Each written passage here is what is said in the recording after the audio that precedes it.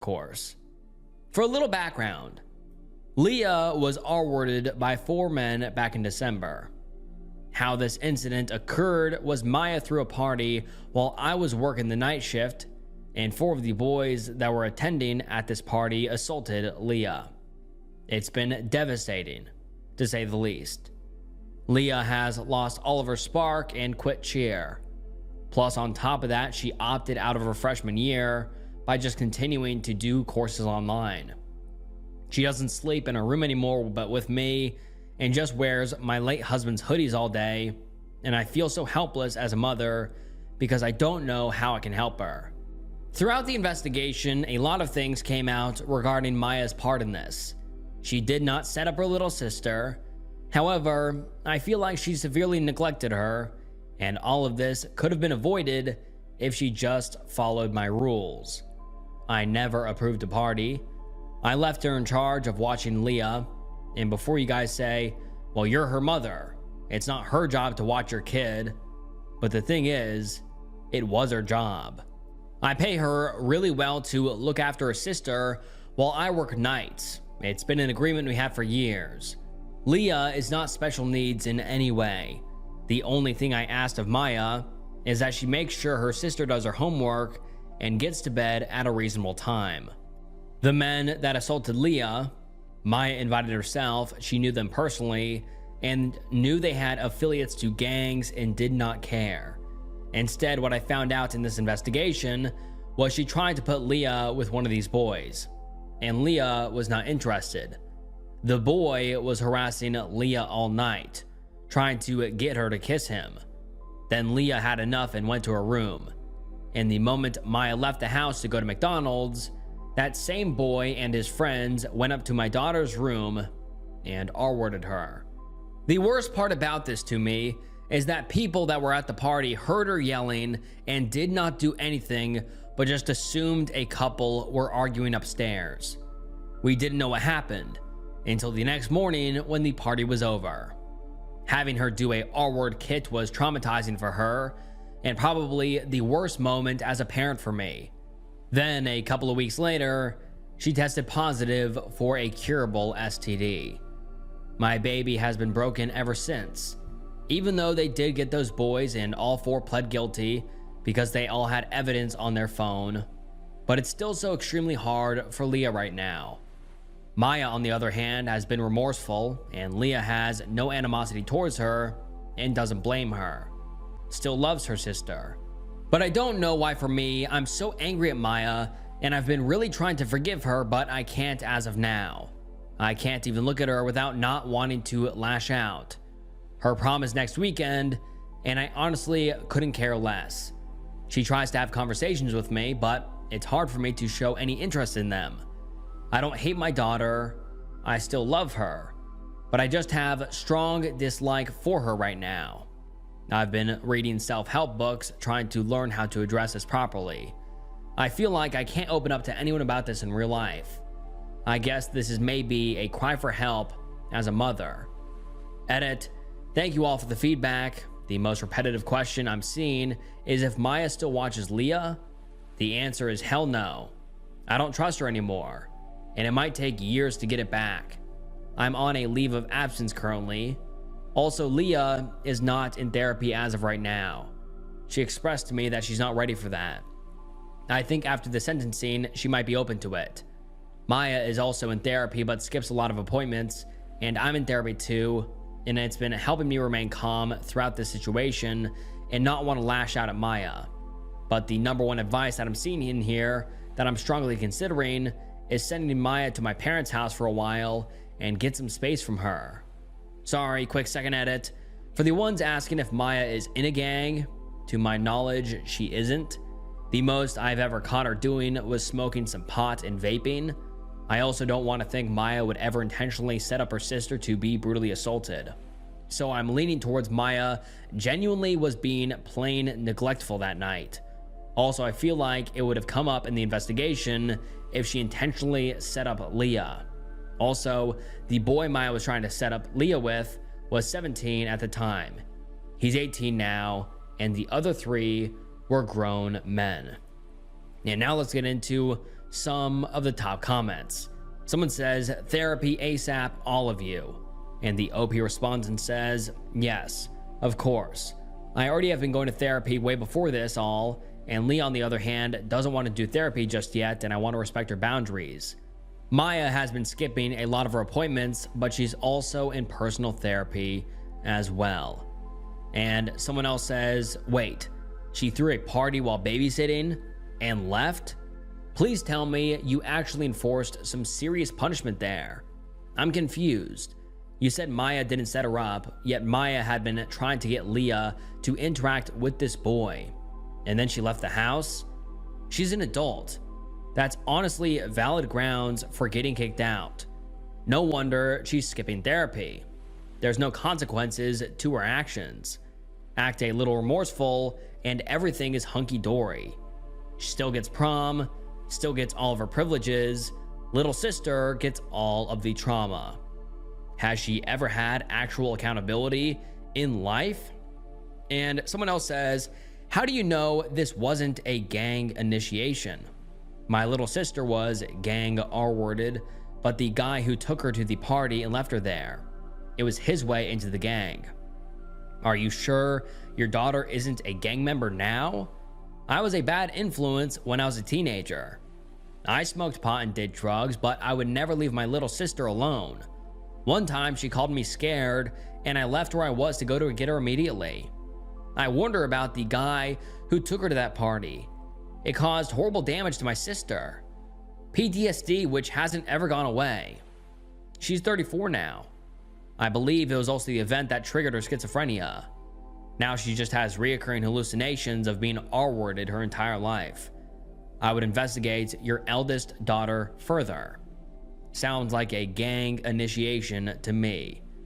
And then we get an update a few days later, actually about a week later, and let's get into it. A lot has progressed in the past couple of days, and it would only be right to update you guys on what happened and get some advice from you guys regarding everything. But to answer multiple questions I received from my last post about why hasn't Maya been further punished, to put it quite simply, Maya was arrested the night of Leah's attack. She was charged with felony child endangerment and 2 misdemeanors. The judge was very nice to her and made her pay a $2,000 fine, 60 hours of community service, and 3 years probation. Plus, I took her car, but after this update, I maybe should have given her a harsher punishment. But back to the update. On Thursday afternoon, me and Maya got into a fight. The dispute happened because Leah came to me virtually upset and on the verge of tears, because 5 people messaged her that day, expressing condolences about her attack. Leah had been very clear she doesn't want anyone that she knows to know that she was the victim of the attack. Upon further investigation, it turns out Maya told a group chat of 27 people that Leah was the victim. Leah vocalized to me how humiliated she feels and that she can't ever go back to school next year. I, of course, then go confront Maya about it. She kept saying I was overreacting and that Leah was being dramatic. I tried to reason with her to see how she hurt her sister, and she did not see the issue. She stopped me off mid-lecture from me and said, "Jesus Christ, Mom, you need to let her deal with this shit instead of always rushing to her defense. Leah is not different from other women in the world that deal with R-word. At least they don't make it their entire personality like she does. Also, she's fine. I literally overheard her talk to a boy on the phone last night." It just clicked for me at that moment that she was not actually remorseful at all, and that I just witnessed her mask slip. I just responded with "pack your shit up," and that she'll be staying with my parents until I allow her back. And that's exactly what I did. But the next morning, I got a text from Maya to meet at a therapist appointment that was later that day. Looking back, I wish I had never gone because her therapist, majority of the visit, only saw her point of view. But at the start of the appointment, it opened up with Maya apologizing and explaining her thought process of why she told her friends, and it was because she was venting. Plus, she didn't think of it as a big deal because it's a public case that was on the news, and Leah seems fine with these days. Leah is listed as a Jane Doe and not named nowhere, but I digress. We then get into the nitty-gritty of it all. Maya then tells me in front of the therapist that she feels emotionally neglected by me and that I never seemed to care about her trauma when it came to the situation, which is for her is having to stay in jail for a weekend and losing one of her friends, which is one of Leah's literal R-wordists. I wish I can say I'm joking, but I'm dead serious. We were talking about that for the first 30 minutes. Her therapist was guilt-tripping me for not being more emotionally there for Maya, and that I should try to see her as a mom since their father is no longer with us. But call me an awful parent, but I don't want to be emotionally there for Maya if it involves me having to help her mourn the friendship of the person that ruined her sister's life. The therapist was on one, especially since she kept referring to what happened to Leah as an accident, or that Leah seems happier these days, because that's what Maya has been telling her. When Leah is quite literally high off antidepressants and still scores extremely low on the mental health evaluation. But I finally just had an outburst. Feel free to skip over the next paragraph because there's a massive trigger warning. I get very graphic here, but I'm just reiterating what I said. What I said to both Maya and her therapist was, quote, I think it's kind of disgusting that the two of you are refusing to acknowledge Leah's trauma in this and keep referring to it as an accident. You spent a weekend in jail while your sister was in the hospital suffering from something your friend did to her. Ironically enough, if you ever listen to Leah, she has said that friend of yours was the most violent towards her during the attack and was the catalyst for the majority of injuries she sustained, including strangling her. So for you guys to sit here and berate me for not caring that you lost your friend because of something terrible your friend did to your sister is absolutely disgusting. My biggest regret right now is helping you obtain a lawyer. I should have let you rot in that cell and let you figure it out yourself. Maya started sobbing in the office at this point and saying it wasn't fair that I blamed her for what happened to Leah. She told me the only thing she was trying to do was have Leah come out of her shell because she kept hovering next to her at the party. The therapist then interjects and asks Maya, how did Leah respond to her when she apologized? Maya, in such a defensive manner, says, apologize for what? I didn't R-word her. Even the therapist was shocked when she said that. And at that point, I heard enough and I stood up, threw my hands up and left. I haven't spoken to Maya since then, and this was Friday afternoon. Maya has been texting me and calling me, begging to come home so she can apologize to both me and Leah. But I don't know at this point. I never thought I would be that parent that will go no contact with my daughter. But I don't know if I can stomach being around her. I can't trust her, and she's not remorseful whatsoever about what happened. A part of me wants to try to make it work for the sake of Leah, because she asked yesterday if she ruined our family, and that broke my heart. Leah loves and looks up to Maya, and I don't think she can comprehend at this time that Maya also failed her. I'm just stuck. Or tell me if I'm wrong for not understanding Maya. I'm sorry for the not so happy update. And now let's get into some of the top comments. Someone says, she's even more rotten than I thought when reading your first post. Absolutely vile excuse of a human being. She's bordering on pure evil at this point. I have a younger sister, a teenager, and I would burn the whole world down if someone hurt her. If I acted like your older daughter, then I would expect my own mother to kill me on the spot. There is something seriously wrong with her. She doesn't need therapy appointments. She needs a team of professional and experienced psychologists or a psychiatrist to figure out what is wrong with her. This behavior is not okay or normal. I am so sorry for your youngest daughter.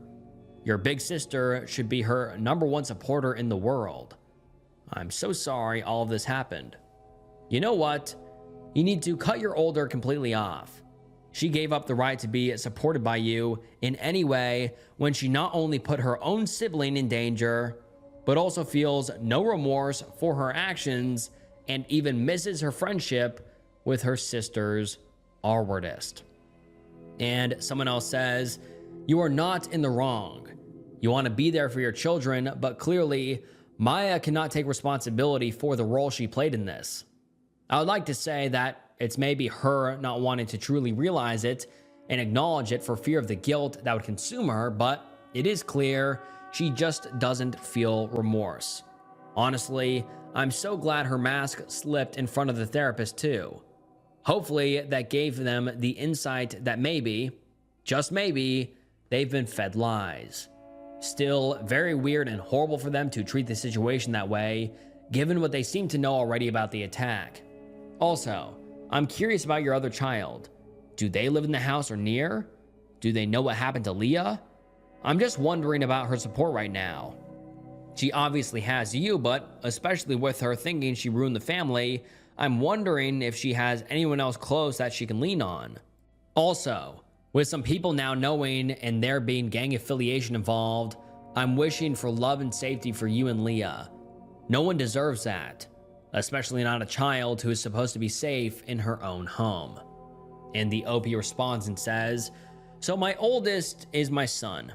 He got married a month before everything went down, and I didn't want to drag him in too much about Maya, because I want him to enjoy the newlywed phase with his wife.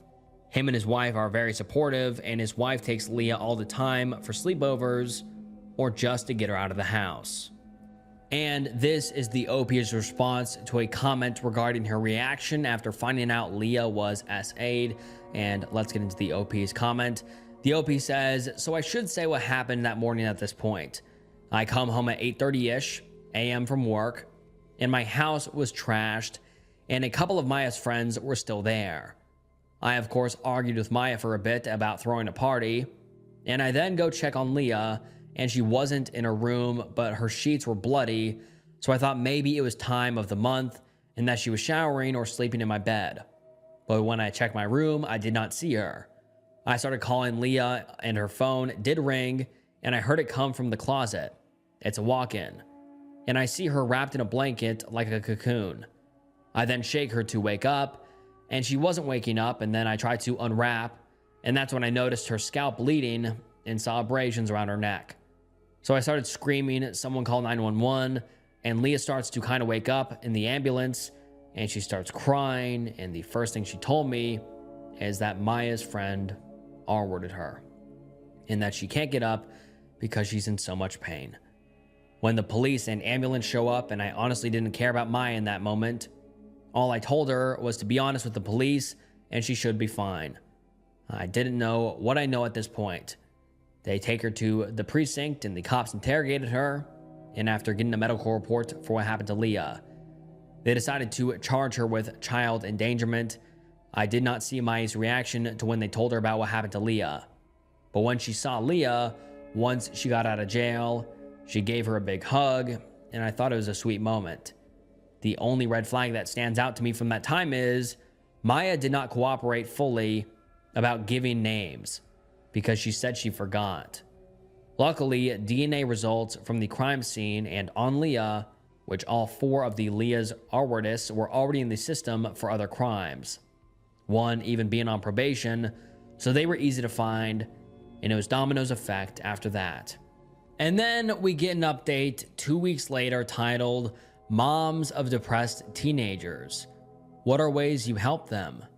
And the OP says, "I know I'm probably not alone with dealing with this, but my daughter, mid-teenagers, has been so extremely depressed. Rightfully so. She went through 2 traumatic events in the span of 4 years at her young age. She was SA'd back in December, and she lost her dad 4 years ago. I just remember when I was young, I felt like the world was against me, and I had both of my parents on my side, and I've never been through an assault, so I can't comprehend what she's going through right now. This morning, I overheard her crying in the bathroom, and I asked her if she was fine, and she quickly said she's okay. It just makes me feel so helpless as a mom that I can't help her or take away any of that pain she's feeling. I can't even fully relate to her because I haven't been SA'd before, and both my parents are still alive. So I feel like I'm a horrible mom because I can't guide her and help her with the situation at hand. I feel like as a mom, I should have all the answers, and I don't. I just know in her head every time I try to comfort her, she thinks, what is this woman talking about? Because I feel like I don't know what I'm talking about 99.9% of the time. So any other moms that can relate, please drop some helpful tips. And then 10 days later, the OP posts, would I be the asshole if I kept my daughter's inheritance from my late husband? And the OP says, I have 3 kids, male 24, female 18, and mid-teenager's daughter. My late husband died very unexpectedly 4 years ago due to COVID. He didn't have a will, but we had a life insurance policy that provided a $360,000 death benefit. As his spouse, I received a full amount. I decided to divide the money 4 ways. I would get $120,000 and each of my kids would get $80,000. At the time, my daughters were both minors, so I told them they could access their full amounts when they turned 18. However, if they ever wanted to do something pricey, I would allow them to use some of their share. Most of their needs were taken care of by me. My son was over 18, so I gave him his share right away. This arrangement was a verbal arrangement, and I intended to follow through with it fully. Recently, however, my middle daughter, we will call her Maya, was arrested in December for child endangerment because she severely neglected her little sister, leading to something awful happening under her care. She had to use some of her $80,000 to pay for lawyer and court fees, which left her with about $65,000. Fast forward to today, and my youngest daughter is still struggling significantly. During her checkups, she scores very low on mental health evaluations and is on high dosages of antidepressants. She often jokes that if she were to tell us or the doctors how she truly feels, she would be put in a psych ward. Maya no longer lives with us, as I felt her presence was doing more harm than good to her sister. She's been staying with my parents for now, but has been begging me to give her the money I promised after she graduated. I've been hesitant to do so. My sister, who is familiar with the situation, believes Maya doesn't deserve the money and that I should use it to stay home longer with my youngest, who will be alone during the day once I return to work soon. With my youngest declining mental health and school being out, I'm very worried about her. Maya is about to go off to college, and I know most of the money would go towards that. However, I'm still very angry with Maya for the pain she caused her sister. I'm having a hard time making this decision. So, would I be the asshole if I kept her inheritance? I'm interested to hear everyone's perspective. Just be kind. Edit, I didn't expect so many comments, but I was reading through all of them. To the ones that are asking, what would husband say if he was here? I honestly don't know. That's why I'm conflicted. A part of me wants to think he would honestly say for me to give the money to Maya so she could go to college because college was important to him. But also another part of me knows if he heard the details about what happened to Leah, he would be way brutal than I am and disown her permanently, so it's hard to make a call on what he would want me to do when I don't know. Tiny update. I saw a couple of comments that told me I should ask Leah. I didn't flat out ask her like it was her call. To avoid putting unnecessary pressure on her about what I should do, but she told me, Mom, I think you should give it to her because I don't want her to be mad at me. She already blames me for getting kicked out. She still loves and cares about Maya. She doesn't blame her for what happened to her yet. The reason why I say yet is because I haven't sat down with her and helped her fully understand. What Maya did to her was wrong, and I'm honestly dreading it. She doesn't know what Maya has said about her, nor doesn't she know the true details on why she was arrested. In her head, she thinks Maya was arrested because she threw a party. And then we get another heartbreaking update 11 days later titled, My daughter begged me to let her pass away. My daughter Leah has been having a tough time with the aftermath of her R word last December. This past week has been particularly the worst for us. It started last Tuesday when a sheriff and another official visited our home. They informed us that one of Leah's R-wordists, the one who filmed the assault, had shared the video within a group, and now it's circulating on parts of the dark web. The video was filmed in Leah's room. It contained identifiable objects that revealed where she went to school, and I was devastated upon hearing this news. Leah's reaction surprised me. She didn't cry or show much emotion. Instead, she simply shrugged and said, "I figured," before just sitting there in silence. The officials reassured us that it's uncommon for perpetrators to surface in such cases, but they felt obligated to inform us for safety reasons. After they left, Leah resumed acting as if nothing had happened, almost overly cheerful. I attempted to discuss it with her several times, but she avoided the topic. This behavior persisted throughout the week until she unexpectedly revealed that she had written a victim impact statement and wanted to read it herself in court, rather than allowing the prosecutor to do so. She felt that since there was no trial, only the charges against the R-wordist were known, not the details of what she endured. Her statement is a detailed account of that horrific night, but she has yet to read it to me in its entirety because she breaks down in tears every time she tries. That moment was the only time I saw her express emotion all week, until Saturday night. That evening, Leah appeared unusually cheerful again and mentioned going to bed early around 8 p.m. I didn't think much of it until I received a call from one of Leah's closest friends' mother. She was concerned because Leah's last message to her daughter was a note expressing love and asking her to check on her. I rushed to Leah's room and found she had attempted to drink a lot of ZyQuil. As a nurse, I knew she would recover, but seeing her wake up in the hospital was heartbreaking. She screamed, "Why couldn't you let me just pass away? I want to die, Mom. I'm tired of feeling their hands on me. I wanted to stop. Please let me pass away." They had to sedate her to calm her down. Following this, Lee was placed under a 72-hour psychiatric hold and subsequently transferred to a mental health facility with peers her age. The staff recommended extending her stay beyond the initial hold, but Leah had been struggling, especially with a male staff member, possibly a psychiatrist, who she says is asking invasive questions about her preferences, causing discomfort. Staff members inform me she isn't participating in group activities and appears standoffish. They even proposed restricting her ability to contact me as a consequence, though I requested they hold off on implementing such measures. I'm uncertain if the current inpatient setting is suitable, given Leah's apparent difficulty adjusting. Her plea for her to pass away continues to haunt me. It's a thought I can't shake.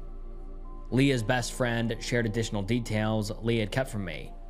There's a hurtful rumor circulating that Leah let a train be ran on her, leading to her involving the police out of embarrassment. Children can be so incredibly cruel. As far as my other daughter, Maya, I haven't spoken to her in 2 weeks, but I did recently discover why Leah feels indebted to her. 2 years ago, I found inappropriate messages on Leah's phone between her and Maya's ex-boyfriend. He expressed love for Leah and also compared her to Maya. He told her she was way prettier than Maya. When I told Maya, she was furious and broke up with him, but she believed Leah had betrayed her by engaging with her boyfriend, even though Leah was very young at the time and her boyfriend was nearly 18. Maya still avoided Leah for 3 months afterward, and despite Leah's efforts to apologize, Maya still holds a grudge. Leah blames herself for damaging their relationship because of this incident. I'm sharing this to get this off my chest. I've kept these struggles within our family to protect my daughters. I'm exhausted, constantly dealing with new challenges, and unsure how to mend them. Now I find myself in the difficult position of deciding whether Leah is mentally prepared to speak at her R-wordist sentencing. I fear she'll resent me for this decision, but I question if she's in a stable enough state to handle a potential traumatic event, because these boys actually have character witness. Update. So I read a lot of your responses and I agree. I don't think inpatient is for her. So I'll be getting her tomorrow when her 72-hour hold is up. I'm going to spend the day researching on the right therapist for her that specializes in cases like Leah. As far as letting Leah speak at her sentencing, I'm conflicted at that still. I know I can't shield her from the world, but I just have the biggest fear that my baby will pour her heart out in the courtroom and it will be the Brock Turner all over again, and they somehow just get the minimum sentence. And more information on the psych. So I talked to Leah further about what the psych said to her that made her uncomfortable. She told me when I left, they made her sit down with him one-on-one to basically debrief why she was there and what's causing her to have these thoughts, and she opened up to him and told her about the R word. However, he asked her if this was her only intimate experience, and she told him yes. But he kept questioning her like he didn't believe it was her only experience, and saying to her that he won't tell me if it wasn't that she can say it, and she kept having tell him no, this is her only experience. Then he kept asking about her intimate preference, if she was still attracted to men, and she just told him that she doesn't think about relationships right now. She just said that she felt weird about him asking a lot of questions about her intimate life when it was just those two alone in a room with the door closed. I'm not going to accuse the psych of being a creep, because maybe he was simply doing his job, but I feel like he should have known to have a female staff ask her those questions, or just have a woman present. He had to have seen her chart before he saw her. And update, a little positive update. I got Leah out of treatment center Wednesday, and I took her immediately to a mental health trauma care practice, and she met with the psychiatrist/consultation. She told me she doesn't think Leah wants to truly pass away, but is suffering with extreme PTSD and depression, and that her lack of sleep contributed to her psychotic break. The psychiatrist was also impressed how long she's been keeping it together. I really like the practice, and Leah does as well. It was cute. They gave her a little photo album of the therapist at the practice and let her choose which one she thinks she'll vibe the best with, and met her on the same day because she happened to be in. Her first session with her will be after the sentencing. She's on a sleeping medication now and has been sleeping a lot since she's been home. The inpatient facility was not for her whatsoever. I read the reviews on this place, and it had really horrible reviews. I learned from my coworker. He told me that clinics like that only exist to break down children into not having mental health issues and to act normal. Leah said she didn't shower and barely slept her entire time there. She didn't shower because someone would need to monitor her, and she couldn't sleep because it's apparently not allowed to sleep with a blanket over her face, and they had cameras in her room with an intercom to wake her up every time she did put a blanket over her face. However, she did say that she learned her situation can be much worse after hearing some of the other people's stories. She told me she's grateful for me. Yes, I did cry. I will be letting her speak at the sentencing. I didn't realize she didn't have to speak in front of everyone, and that there's a lot of other options. She's into the idea of a voice memo currently, so she won't get triggered seeing her R-wordist staring at her. Maya randomly came to the house unannounced to drop off flowers for Leah. Leah told her she attempted, and I didn't talk to her the entire visit. When she left, I told Leah Maya isn't allowed here, and I'm really mad at her, and I'd like it if she limited her contact with her. She thinks I'm trying to put her in the middle, which I'm not, but after the sentencing, I will be telling her about Maya's actions towards her and how she was wrong. I was going to give Maya the opportunity to tell Leah herself, but Maya has a habit of telling half-truths to cover her lie. So we will see. I'll update you guys in the coming weeks after the sentencing and after I tell Leah about Maya. And then we don't get an update for a long time, And a month later, we finally get an update on what's happened, and the OP post saying, "I'm back with a much anticipated update." So this is a long one. A lot has happened, but I want to start with the positive. Leah started therapy after the sentencing, and she's been speaking positively about it. She said it was shocking that she didn't have to talk about the assault with her therapist, which was refreshing. Her therapist also suggested some EMDR sessions, with her first one scheduled for next week. Her general doctor also cleared her to start cheer again if she wanted to, and recommended she start birth control.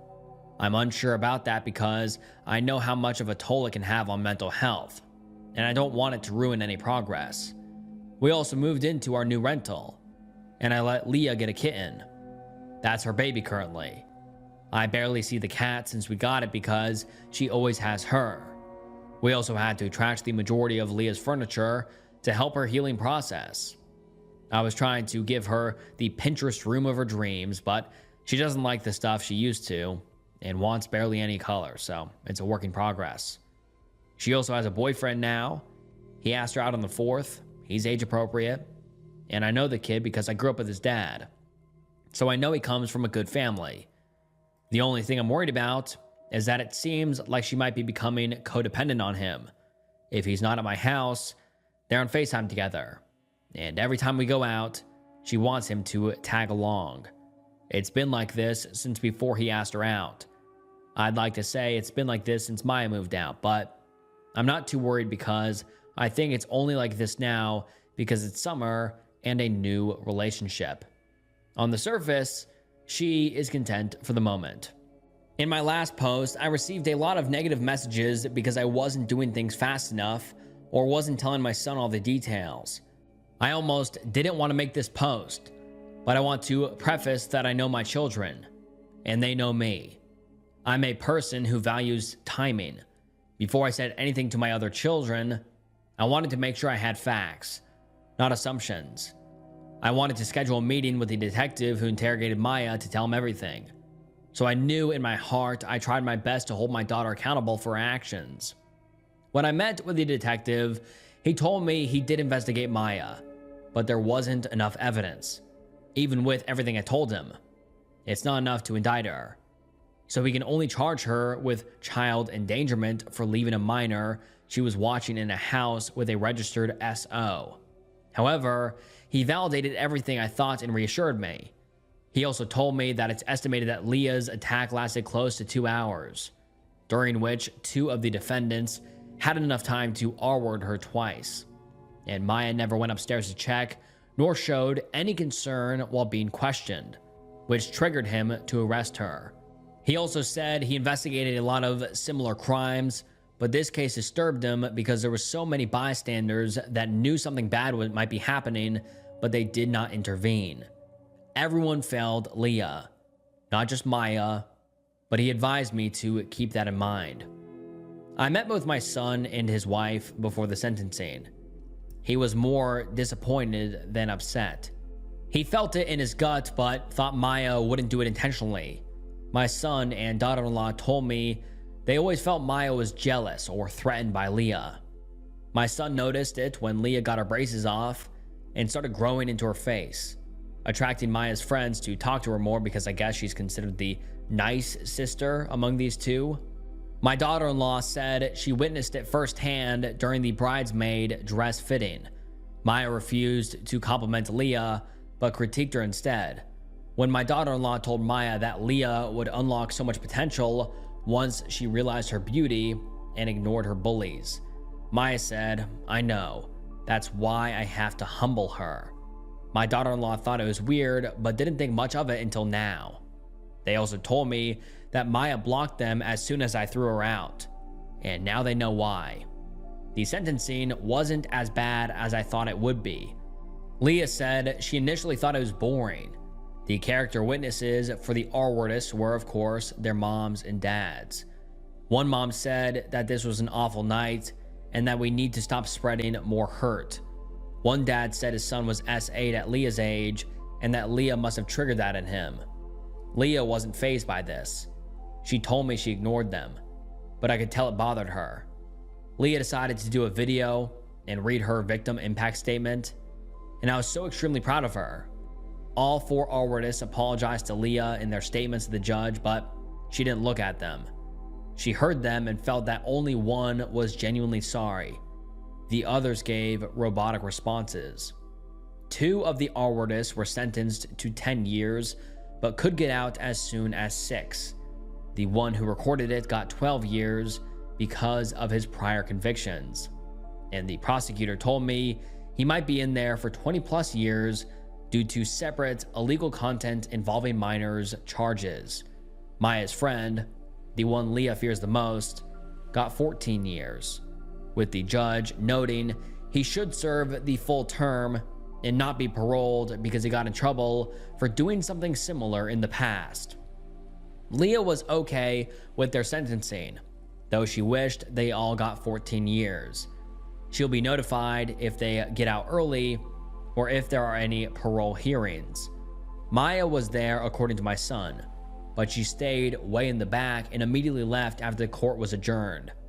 Some of the R-wordist families tried to talk and apologize to Leah directly, which was the only thing that freaked her out. Other than that, I think she was fine. While we were driving back home, we started debriefing everything, and I tried to explain the process of what's going to happen next. When we got home, Leah told me it was weird that one of the R-wordists referred to Maya as his friend, because there was no way Maya would be friends with someone like that. My face turned white when she said this. I knew it was time to tell her. So I said, "I've been meaning to tell you this. There are many reasons why I'm upset with your sister." She was still confused, so I explained that Maya got arrested for leaving the house, not for throwing the party. She didn't care about that. She was just like, "Oh, okay." Then I said he wasn't lying in court. He was your sister's friend. And Maya went behind your back that night to try and set you guys up. That's when I saw the moment of realization happen. Leah thought I was lying at first, but when I tried to further explain, it was like watching someone's heart break before my eyes. She cut me off and said, "I don't believe you. Maya would never be friends with someone that horrible." I just said she might not have been best friends with him, but she did have some form of relationship with him. Leah responded, "Mom, that is really bad if that's true. No one understands how mean he was to me. All day, I had to sit in the courtroom hearing he was such a good person when it's not true. Why doesn't no one believe that?" I started apologizing to her at this point, and she pulled out her phone and called Maya. Maya answered with a very cheerful hello, and Leah got straight to the point, asking if she was ever friends with her R-wordist. I honestly thought Maya was going to lie, but she said she was before it happened. Leah then asked if she was trying to get her to date him, and Maya told the truth and said yes. Leah hung up on her before Maya tried to explain herself, and Leah started shaking really badly while typing on her phone. I realized now she was blocking Maya on everything. After she was done, she looked up at me with tears in her eyes and said, "Mom, why does she hate me so much? What did I ever do to her? I've been trying to be her friend, but she still hates me. Why?" We cried together for the rest of the day, honestly. The next day, Leah told me she's done with Maya and wants nothing to do with her for a while. She said that after she slept on it, she felt more mad than sad. She opened up and told me how Maya made her feel so guilty, saying she ruined her senior year and blamed herself for what happened by not being more careful, not locking the door. But to now find out that she did lock the door and Maya had much more control of the situation than she led Leah to believe makes her so upset. Then she told me that Maya has a drug problem with Adderall and painkillers, which she had sworn to keep secret because Maya promised she was quitting. I asked her when that drug addiction started, and Leah said she didn't know, but she caught her stealing her pills in April of 2023. That's when Maya confessed to the drug issue. Leah also believes one of her R-wordists was Maya's dealer, as he used to come to the house at night when I was working. Leah now thinks that Maya traded her for more drugs and never quit as she promised, which hurts her deeply. She also recounted that during the attack, her R-word has said that if she didn't cooperate, they would hurt Maya, which makes her feel worse because she knows Maya wouldn't do the same for her. That was the last time we really talked about Maya, and that was a couple of weeks ago, but I know that it's really taken a toll on her. So that's why I splurge and let her get a kitten. Maya doesn't know our new address, but has tried to reach out to Leah numerous times using text-free numbers. Leah is not interested whatsoever. She's no longer with my parents. My mother-in-law, with whom I've never gotten along, has taken Maya in, paying for her college and buying her a new car just to spite me. I wish I were making this up, but she posted it on Facebook. The messed up part is that my mother-in-law knows about what happened to Leah and everything Maya did, but simply doesn't care. She thinks Maya is as much of a victim as Leah, and even called Leah to guilt trip her, using their dad as leverage, saying, quote, "Your dad would hate to see you fight and hold a grudge against your sister over a mistake." That's when I stopped talking to her and told Leah not to respond to her anymore. I'm extremely close to filing a civil lawsuit on behalf of Leah against Maya, since my mother-in-law wants to undermine my parenting and go against and hurt her other granddaughter by financing Maya's life. However, my therapist doesn't think that'll help me or Leah heal. But I'm so frustrated with that situation. I'm sorry there isn't a better conclusion. Other than that, I lost 3 people in the span of 4 years, and I'm not doing well. I'm really depressed. I lost the love of my life and both of my daughters. I still mourn the loss of my little girl. She will never be the same. And I can't be around my other daughter because I believe she's a deeply flawed, dangerous person, and I blame myself for not seeing it in time. I worry about anyone she comes across in her adult life.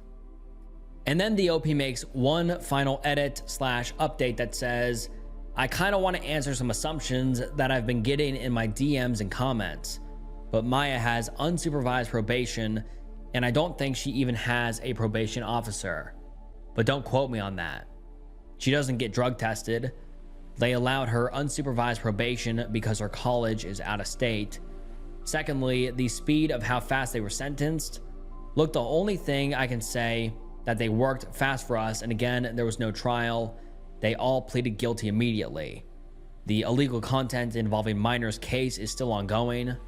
I have no idea about how other systems work, but for the R-word case, it was fast for us. Thirdly, when I threw out the possibility of suing Maya on behalf of Leah, it's because I know my mother-in-law would pick up lawyer fees and expenses for Maya, and it was going to be a civil lawsuit. I haven't deeply looked into it because Leah doesn't want that right now. She just wants Maya to leave her alone. We had to recently change her number, and she deactivated her social media because Maya and her friends have been messaging her every day. Also, how does Leah have a boyfriend if she was just scared of her psychiatrist?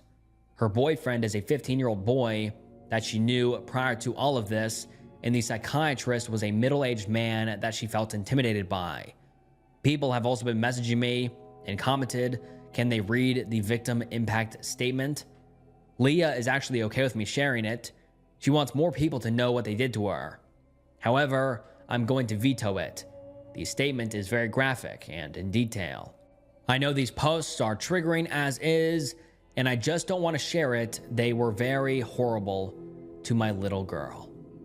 And now let's get into the comments about this entire Reddit thread. One person says, every update I hate Maya more and more. I hope karma is real and she gets everything she deserves. And someone replies to that and says, the drug addiction really explains everything. I know a lot of us were thinking maybe Maya was trying to join a gang. No, she sold her sister for more drugs. That context might be enough for OP to go back to the detective and report it, because Maya may be able to be tailed by them to find out who's dealing. It may be the only way to make Maya actually pay for what she did. And another person says, Maya is really just a bad person. There's no other way to describe her cruelty, apathy, and lack of compassion towards her own family. And this is the last update we have ever received from the OP. And I just have to say, I really hope that the OP and the OP's youngest daughter are doing better now. And Maya rots in prison for a very long time. She is a monster. And I hope that the OP and the OP's youngest daughter can make it through this horrific stage in their life. And yeah, just like I said, I hope they're able to move on, and I hope they're doing better now. Dad came to my apartment with toys for 2 young kids. I do not have any kids. Longtime lurker. First time poster. I am coming to you, the brains of Reddit that always find some angle I never considered because my dad did something so wild yesterday, and I'm spinning myself in circles about it. I'm trying to settle on an answer, but nothing really adds up. I'll break it down as thoroughly as I can, but my family has enough drama that it could fill 10 novels, so I'll be very to the point about it. So I will reiterate again that I do not have any kids and am not married. I have never been married, never even moved in with a man. Here are the people I can think of that might be involved in this somehow. I have 1 brother, 27 male, and 1 sister, 22 female. Brother is in a long-term relationship with a nice woman, but they're both not interested in kids right now. Sister still lives at our mom's house. No kids, no longtime partner. My parents are divorced and my mom remarried. Dad stayed single. He lives with my uncle, 40s male, and uncle's wife, 40s female. Stepdad is fine. They got married after I was out of the house. Sister reports that they're normal and beige together. He has no kids and has never met my dad anyways, so his family can be removed from the equation. So here's what happened. I have a shitty, low-rent apartment about 45 minutes away from my dad's house. It's on the 3rd floor, and you have to walk into the apartment building and up flights of stairs to reach my door. Yesterday, around 6 p.m., my dad knocks on my apartment door. I wasn't expecting him, so when I answered, I was confused but pleasantly surprised. I greeted him normally, and he gave me a side hug because he had a few toy boxes in his hands, like Fisher-Price toys for really young kids, even babies. I didn't say anything about them because I had no reason to assume they were for me. Like, I just didn't register them in my brain. He looked totally normal. He wasn't breathing weird, wasn't sweaty. His pupils weren't huge. Nothing was off with him visually. When we hugged, I didn't really smell anything weird. No alcohol or smoke or anything. But my face wasn't too close to his. I said I was happy he dropped by, but why is he here? He said he was in the area shopping when he saw these toys, which he then held up for me proudly and wanted to give them to the girls. I said, "Who?" And he gave me 2 names I did not recognize. I remember my brain sorting through the Rolodex of everyone I've ever met in our family Terminator style, and nobody matched. As I'm standing there trying to match the names to any kids I knew of, he peeks over my shoulder into the apartment and asks if the kids are here, or if they're with Mike again. Who is that? Well, apparently, it's my husband. I must have been radiating confusion since now my dad is looking just as confused as I am, but still keeping up a good mood kind of vibe. I tell him I am not married and have no kids. At first, he insisted I did, And when I reiterated that, he just kind of shook his head. At this point, I'm getting really concerned. Is my dad lost? Confused? Is he having some kind of breakdown? I ask my dad if he knows where he is. He starts to get frustrated really quickly and confirms that yes, he knows where he is and who I am. I start to ask him questions that I've seen in movies like, do you know what time it is or the year? And he just gets more and more angry. He starts shouting at me right in my face, yelling, "You think this is funny? And are you trying to make me look stupid?" There's bubbles of spit in the corners of his mouth. He went from 0 to 100 so fast, it genuinely kind of scared me. And I just retreated a bit into my apartment. When I backed away, he took it as a personal offense and started screaming, "Oh, now you're scared. You're scared of me? Guess I'll just F off then." He storms off, literally stomping his feet like a child down the hallway. I thought about chasing him, but he was so irate that I didn't think it was a smart move. Whole interaction was less than 5 minutes. I closed and locked my door and immediately start making phone calls. Called my mom, uncle, and siblings. Nobody has any idea what just happened. I did ask my mom and sister if I was the crazy one and did have children I just forgot about. They confirmed I certainly didn't. Uncle says that dad left the house around 4 p.m. to run errands in my area. So that part was true. I told him what happened, and he said he'd try to figure out what's going on and would call with updates. It's tomorrow morning, and I haven't heard anything back. I spent all night trying to figure this out.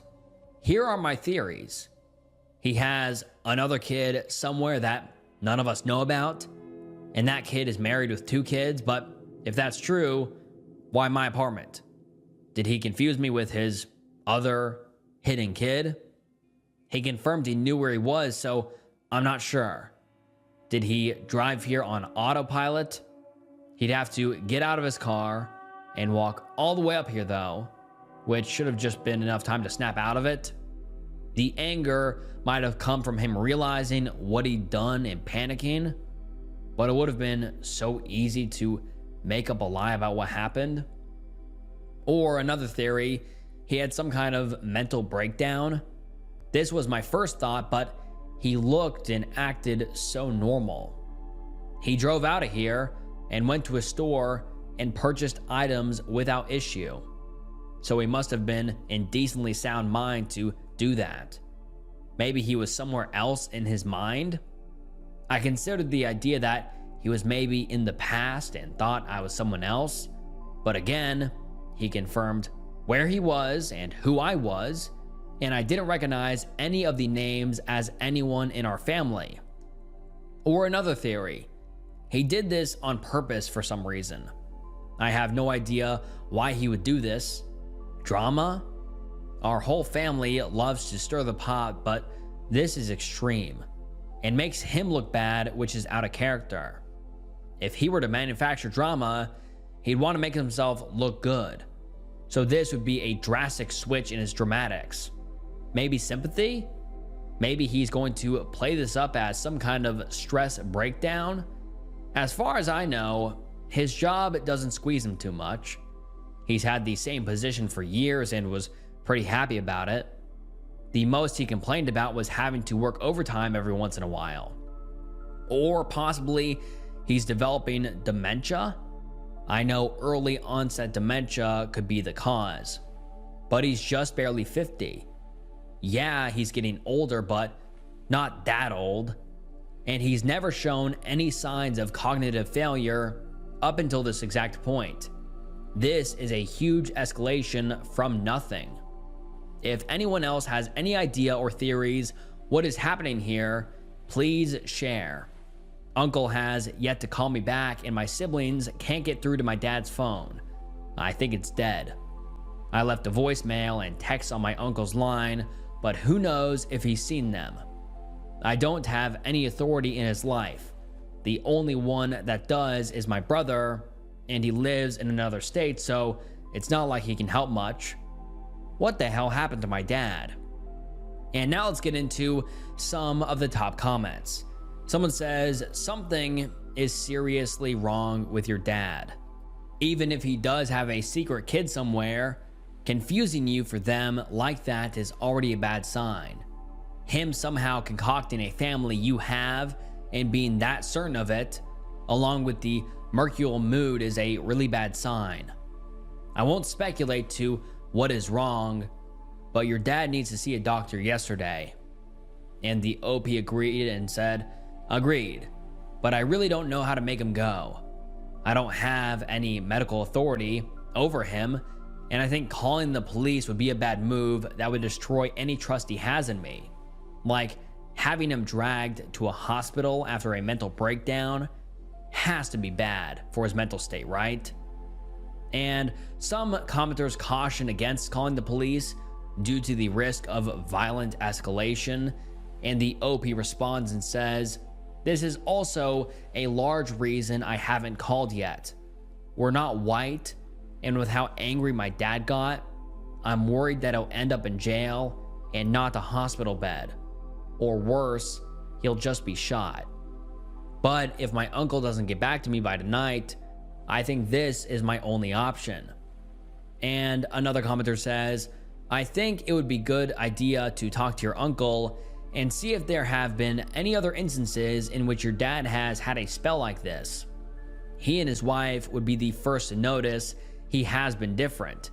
I worry that your last bullet point is the correct one, and it's so sad. He's young for that, but this incident would be a prime example of possible decline.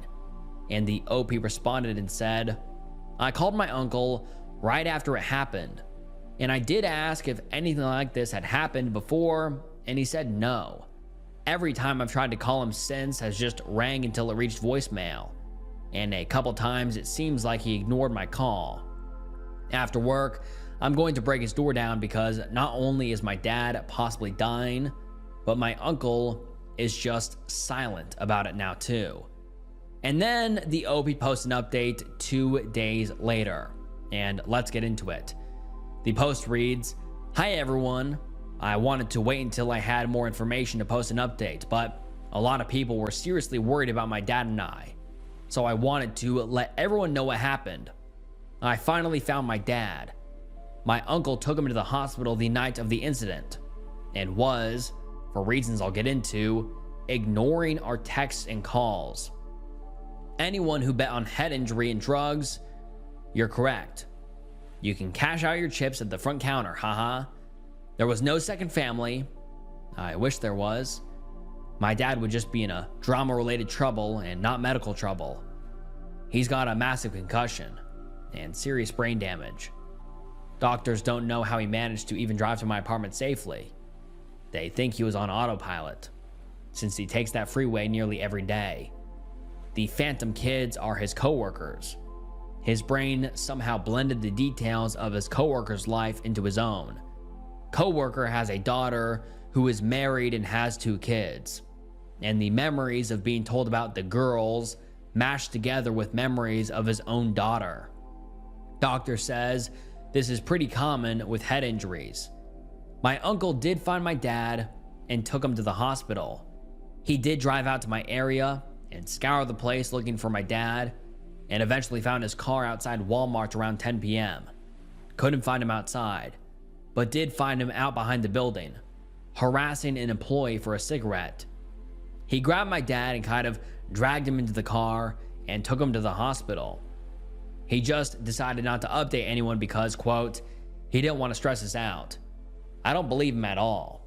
I think my uncle is responsible for what happened to my dad and was avoiding us out of guilt. After I posted here, I went to work, and once I was clocked out, I went to my dad/uncle's place. Dad and uncle's cars were gone. Only my aunt's was there. I went and knocked, but nobody answered. People in my last post mentioned carbon monoxide poisoning, and I was kind of freaking out thinking my aunt was just dead inside. So I went around the house testing the doors and windows to see if I could get in.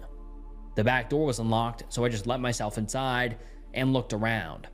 Totally empty. I even checked underneath the beds since a couple of people mentioned my dad could be paranoid or scared and hiding. My aunt has this giant purse and it wasn't there, which confirmed to me that she was probably with my uncle. I went back and sat in my car and started calling any hospitals and jails that came up on Google Maps. Nobody had any answers and just said he wasn't there. I even called the cops for a wellness check just to see if that maybe they could call around hospitals and get a different answer. But I waited until 11 p.m.-ish and literally nobody came. No police, no family, nobody. I drive back home and try to get some sleep. Next day, I call out of work and spend the day driving around my area trying to find my dad. Couldn't track him down, so I start calling hospitals again. There's 3 in my area, and while 2 of them gave me, "No, he's not here, sorry," one of them got really nervous over the phone and said, "I'm not supposed to give out patient information." I got suspicious, kept asking, and she just got more and more flustered. Hung up and drove my ass over there and saw my uncle's car in the parking lot. It was kind of late. The sun was down, but I wasn't keeping track of time. So there were only like 5 cars in the visitor area, and his was one of them. I do not have words to describe what I was feeling, but it was mostly just rage. Like, what the fuck, hello? He's been here the whole time? I went in and tried to get the receptionist to let me see my dad. She didn't really want to let me in. And I'm not proud of it, but I started freaking out. I slammed my hands on the desk, screamed, knocked over a magazine rack. I guess my tantrum made someone go talk to my uncle and aunt since she came out to the waiting room and told the receptionist it was fine to let me through. If she didn't look so tired and sad, I was going to maul her. But the look on her face made me calm down, if you can call it that. Long story short, she took me to the dad's room. He looked terrible. None of you know my dad, but he's a beast. He's 5'11" with massive smile lines and bright, shining eyes. He's my dad, so I'm biased, but he's always so full of life. Laying in that hospital bed, he looked dead already. Sunken eyes, lifeless and droopy face. He looked empty. I was able to talk to him for a bit, but he was totally out of it. He had to be reminded who I was several times and kept forgetting where he was and why he was there. Just like my dad, when I get upset, I get angry. I practically dragged my uncle out of the room and into the hallway for an explanation. After like 20 minutes of him making excuses and beating around the bush, another reason I think he's guilty, he told me what happened. Apparently Monday morning, my dad fell getting out of his car and cracked his head really hard against the driveway. He got up and everyone thought he was fine, so they just went inside the house as normal. After a while, he had a headache and they gave him a couple of prescription painkillers to ease the pain. Apparently, that worked, so they just let him continue his day as normal. They only got concerned when I called and told my uncle what happened. He kept being so weird and evasive that I know there's more, but I couldn't wring his stupid fucking neck in the hospital hallway, so I just let it go. Here's what I think happened. I know my uncle and dad, and I know the history of this stupid family like the back of my hands. I think my dad and uncle got in a fight over something, and dad was either pushed down or hit in the head by my uncle. The altercation gets resolved somehow, and they go back to normal, but my dad's head still hurts. I learned at the hospital from the doctor that there were enough painkillers in his body to numb a horse. So I suspect my aunt and uncle just kept feeding him painkillers so they wouldn't need to take my dad to the hospital and admit what they did. I pressed my aunt about the painkillers, and she eventually halfway admitted that they weren't exactly allowed to have them at all. I suspect she bought them off someone else. They're likely addicted, and I just didn't know. I'm almost 100% sure this is their fault. If they had taken my dad to the hospital as soon as he hit his head, he would probably be okay. I'm staying at the hospital right now, and my aunt and uncle have left. Doctor says to not get my hopes up about my dad. But when doctors say that, it always means he'll actually be okay, right? That's how it always goes. They tell you that your family member probably won't make it, but they always prove them wrong. I'm sorry, but the rest of this is going to be venting. You know what really gets me? I could handle all this. I could understand it. My uncle and aunt have always been less than reliable. I can believe that this could come from them. The hardest part is the lack of concern from literally anyone but me. I had to blackmail my brother, drama from a year ago, to even get him to agree to fly out. My mom doesn't care. Dad's family doesn't care. My sister kinda cares, but she doesn't really want to help, or even come support me in the hospital with him. I am just so shocked that I'm the only guy here for my dad, and he doesn't even know who I am right now. I have to take time off work, but it's not like my job gives PTO. I'm screwed. My dad is screwed. My life is screwed. Why am I the only one dealing with this? My brother is the only one of us with time and money to help fix this, and I had to threaten him just to get him to come back home. I wish I chased my dad when he left my apartment. I was afraid of him, but I'm even more afraid now. My dad is probably going to die, and I trusted the jackass who killed him with helping him. What's wrong with me? What's wrong with everyone? Why doesn't anyone care about my dad? Why doesn't anyone care about me? I could have been a better daughter to him. I could have visited him more, called more, involved him in more things. I could have chased him when he left the apartment. I might have gotten hurt, but I would rather be beaten to a pulp rather than be sitting in a hospital room with my unconscious and probably dying father. I'm so stupid. I'm sorry, Dad. And now let's get into some of the relevant comments. Someone says, yo, definitely get the police involved. Even if the story is true that he fell, they still pumped him up with the pain meds when he couldn't advocate for himself. It's like being drugged at a bar. I hope your dad pulls through. I would cut contact with your aunt and uncle. As a daughter, you have more rights to your dad's care than they do. Ban them from the hospital. And the OP responds and says, on this, a couple cops just came to talk to me and get a statement. They seemed to be taking me seriously and took my contact info. I told them everything about what happened when Dad came to my apartment and what my uncle said, and how I didn't believe him and gave my version of things. Tried to give as much context as I could. I think they believed me, but who knows? They said they'd come around again soon. I'm not really sure what happens from here, but I'll be pressing for more information when they come back. And another user says, ask your doctor if your dad's head injury is consistent with a fall. If he says no, call the police. I'm sorry you're having to deal with all this. It really sucks. I hope things work out okay.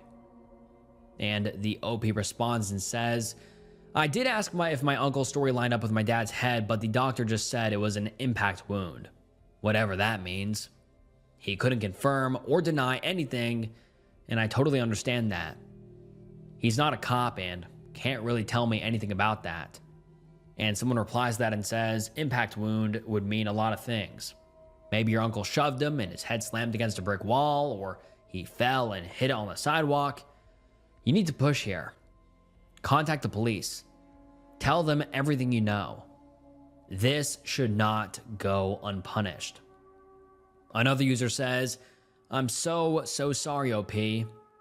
I saw your post the other day, and this update breaks my heart. Please try to give yourself some kindness and grace. This isn't your fault. Following someone showing the level of agitation and aggression your dad was in, the first post could have been extremely dangerous and even potentially life-threatening to you. It might be worth filing a police report regarding the prescription drugs that your father was given to see if you can get some sort of investigation going on, since your aunt and uncle could be at fault for his current state, even if it was truly a fall. And the OP responds and says, "Thank you. I'm really trying to remind myself I did everything I could, but it feels like I could have done more." It always feels like that, though. No matter what you do, it feels like it's not good enough in the face of something like this. I talked to the social worker here and they didn't seem like they were listening, but I'll push harder when they come back around again. And someone else says, "Did the doctor give you any medical terminology for your dad's condition?" And the OP responds and says, "Kind of.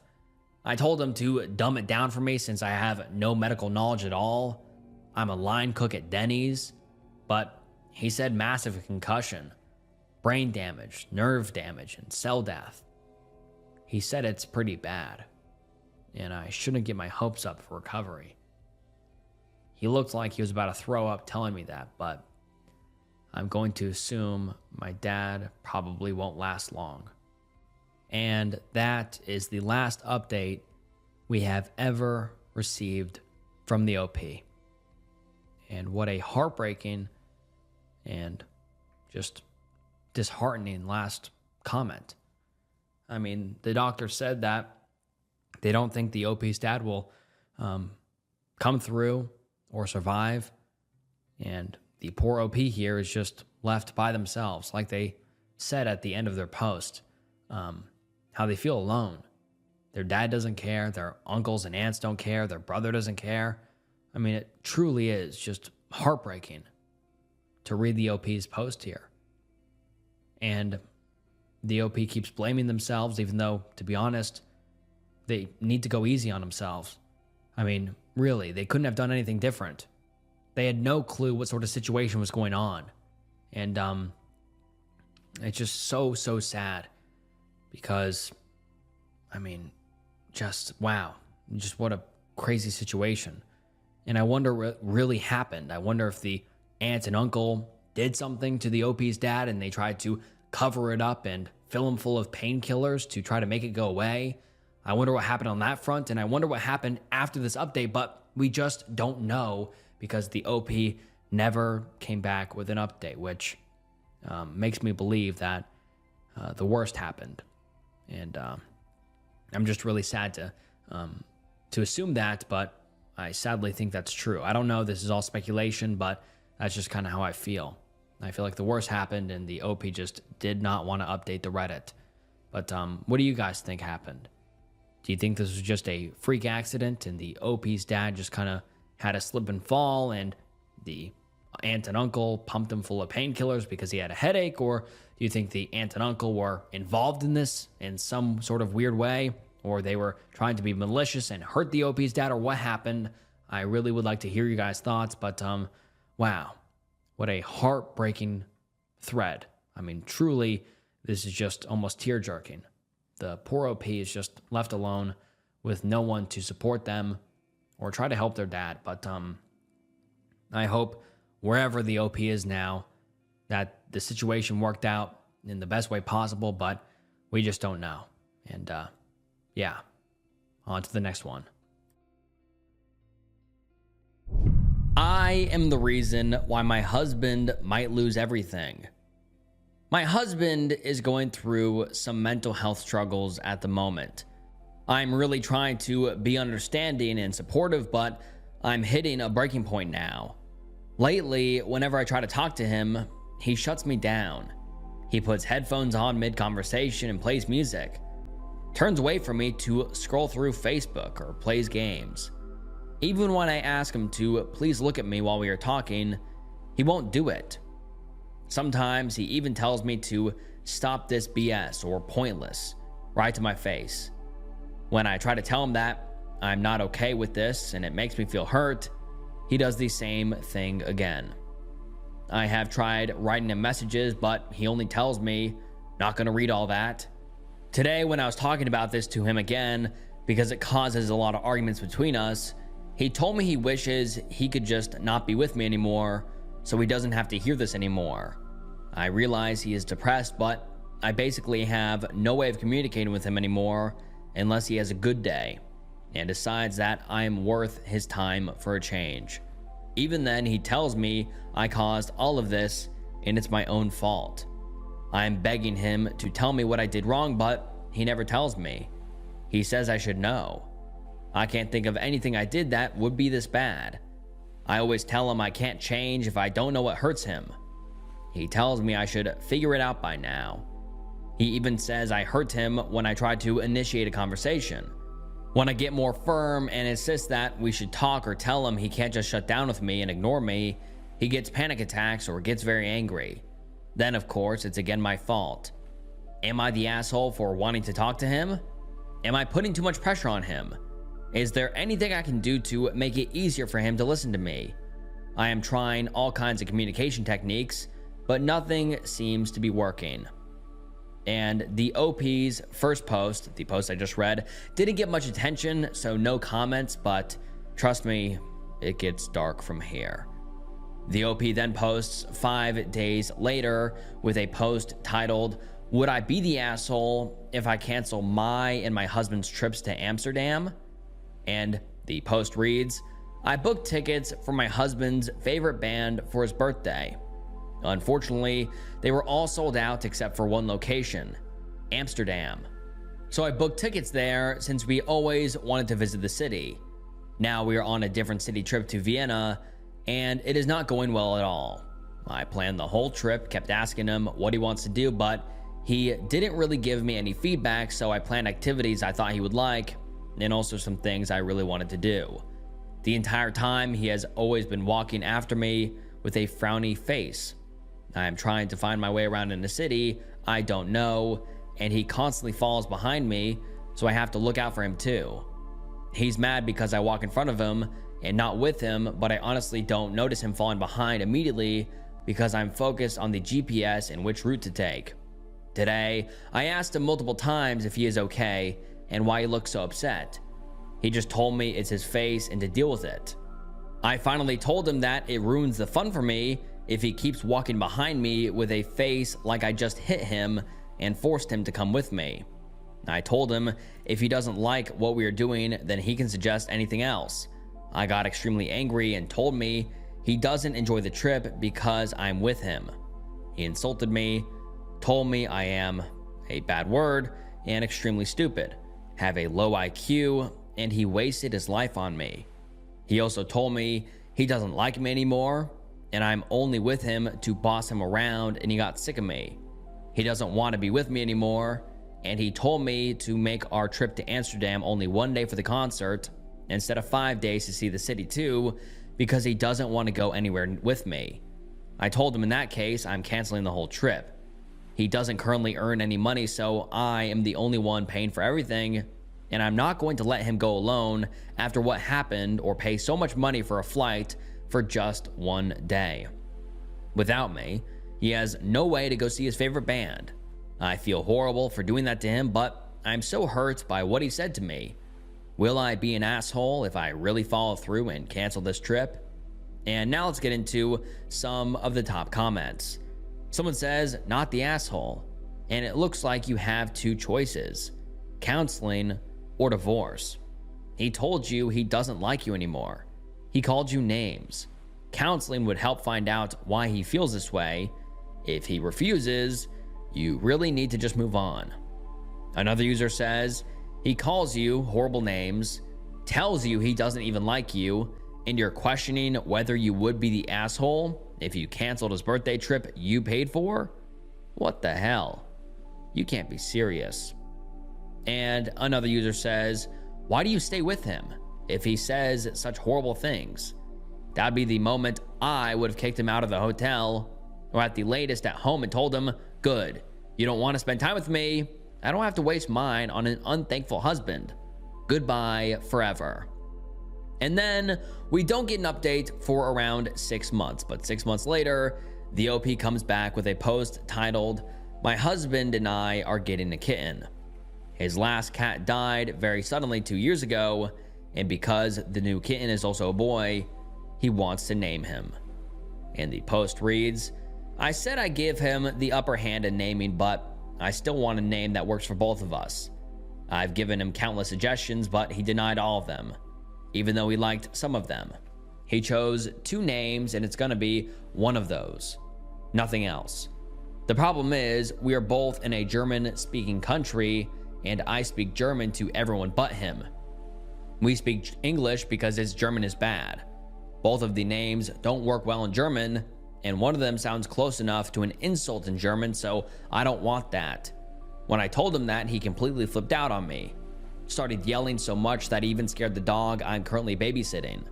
I told him I will not speak to him when he is yelling at me, and even though I said he can name him, I still want a name that works in both languages. Then I walk out of the room. He followed me and yelled that I always ruin everything that makes him happy, and I care more about my German roots than about him. By then, the dog was really scared, so I told him to stop yelling immediately, and look what he is doing to her. I said he doesn't deserve to have a pet if he can't control himself enough not to scare it. I told him to please go away. He proceeded to push me, and I almost fell on the poor dog, but luckily, she is fine. He then told me that if we named the kitten anything other than the 2 names he suggested, it's not going to be his cat, and he won't even look at it, and I ruined it all for him. He says it's all my fault for pissing him off, but I ruin everything for him. I've tried everything, from choosing a name related to things he really loves, to names in a completely different language that will work with both English and German. He disagrees on everything. I simply want a name I can pronounce in German without feeling embarrassed because it sounds like something bad. Am I the asshole for not letting him name our kitten all by himself? And now let's get into some of the top comments. Someone says, not the asshole for the naming thing.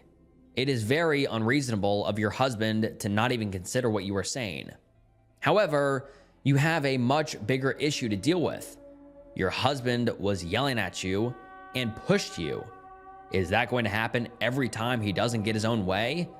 What happens if you decide to have children together in the future and he wants his way with anything and doesn't get it? You are right.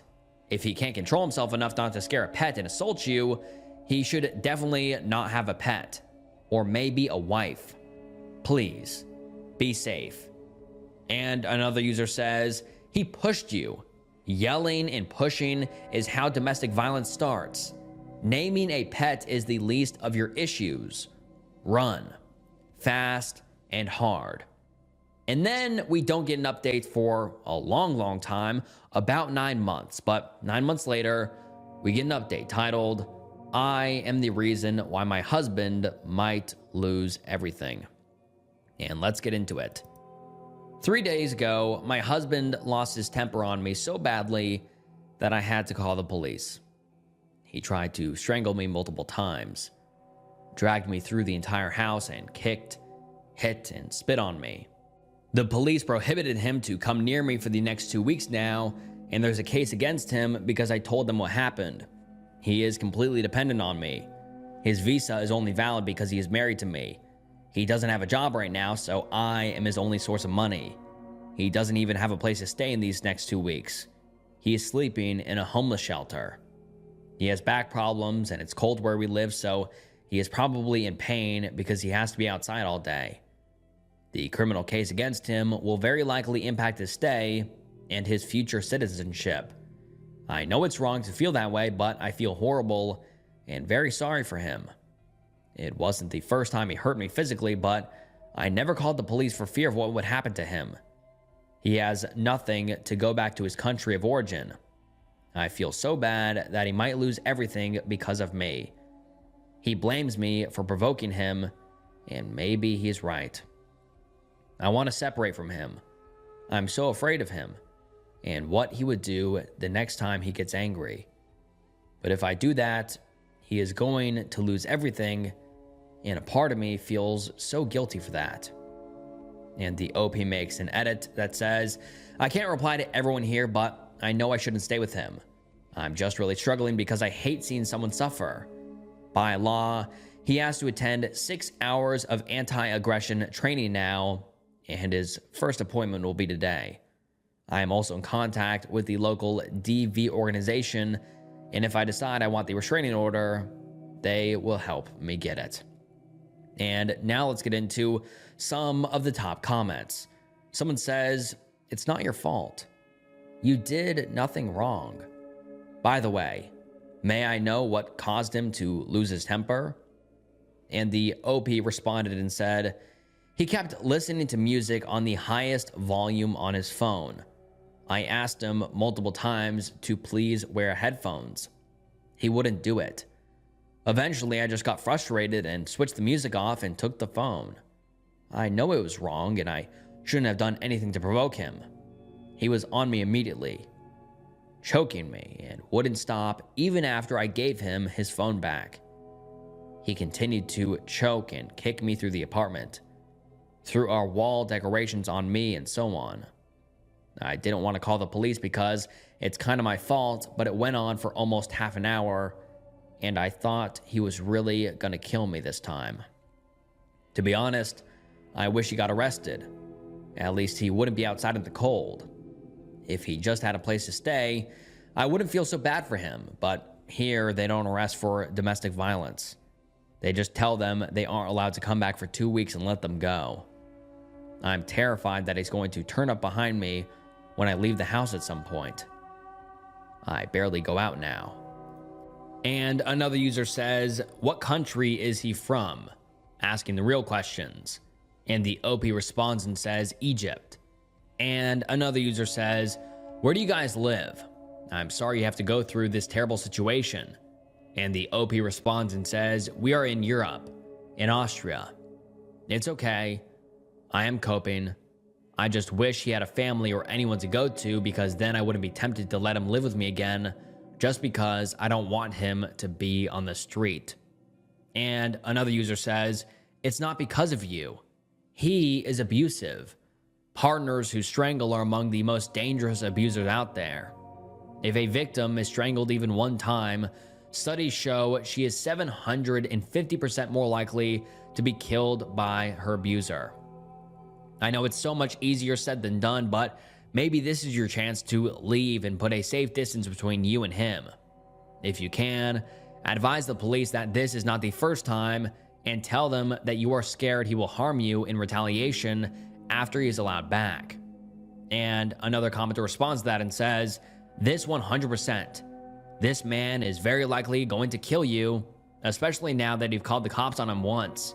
He is the source of his problems, and you should not feel bad whatsoever. You need to stay away from this man if you value your life." And someone responds to that and says, "This is not hyperbole. This is not internet silliness. This is just plain facts. You are in serious danger with this man.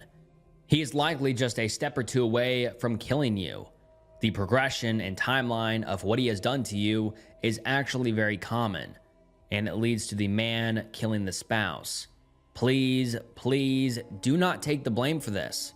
Please seek loved ones and support away from him. Do not ever interact with him in private. Don't even go back for your stuff. Get friends to help come protect you. This sounds bad." And then the OP posts an update 2 weeks later titled "Update on my post." A few days ago, I wrote a post on here about calling the police on my abusive husband and feeling very bad for doing so because he might lose everything because of me.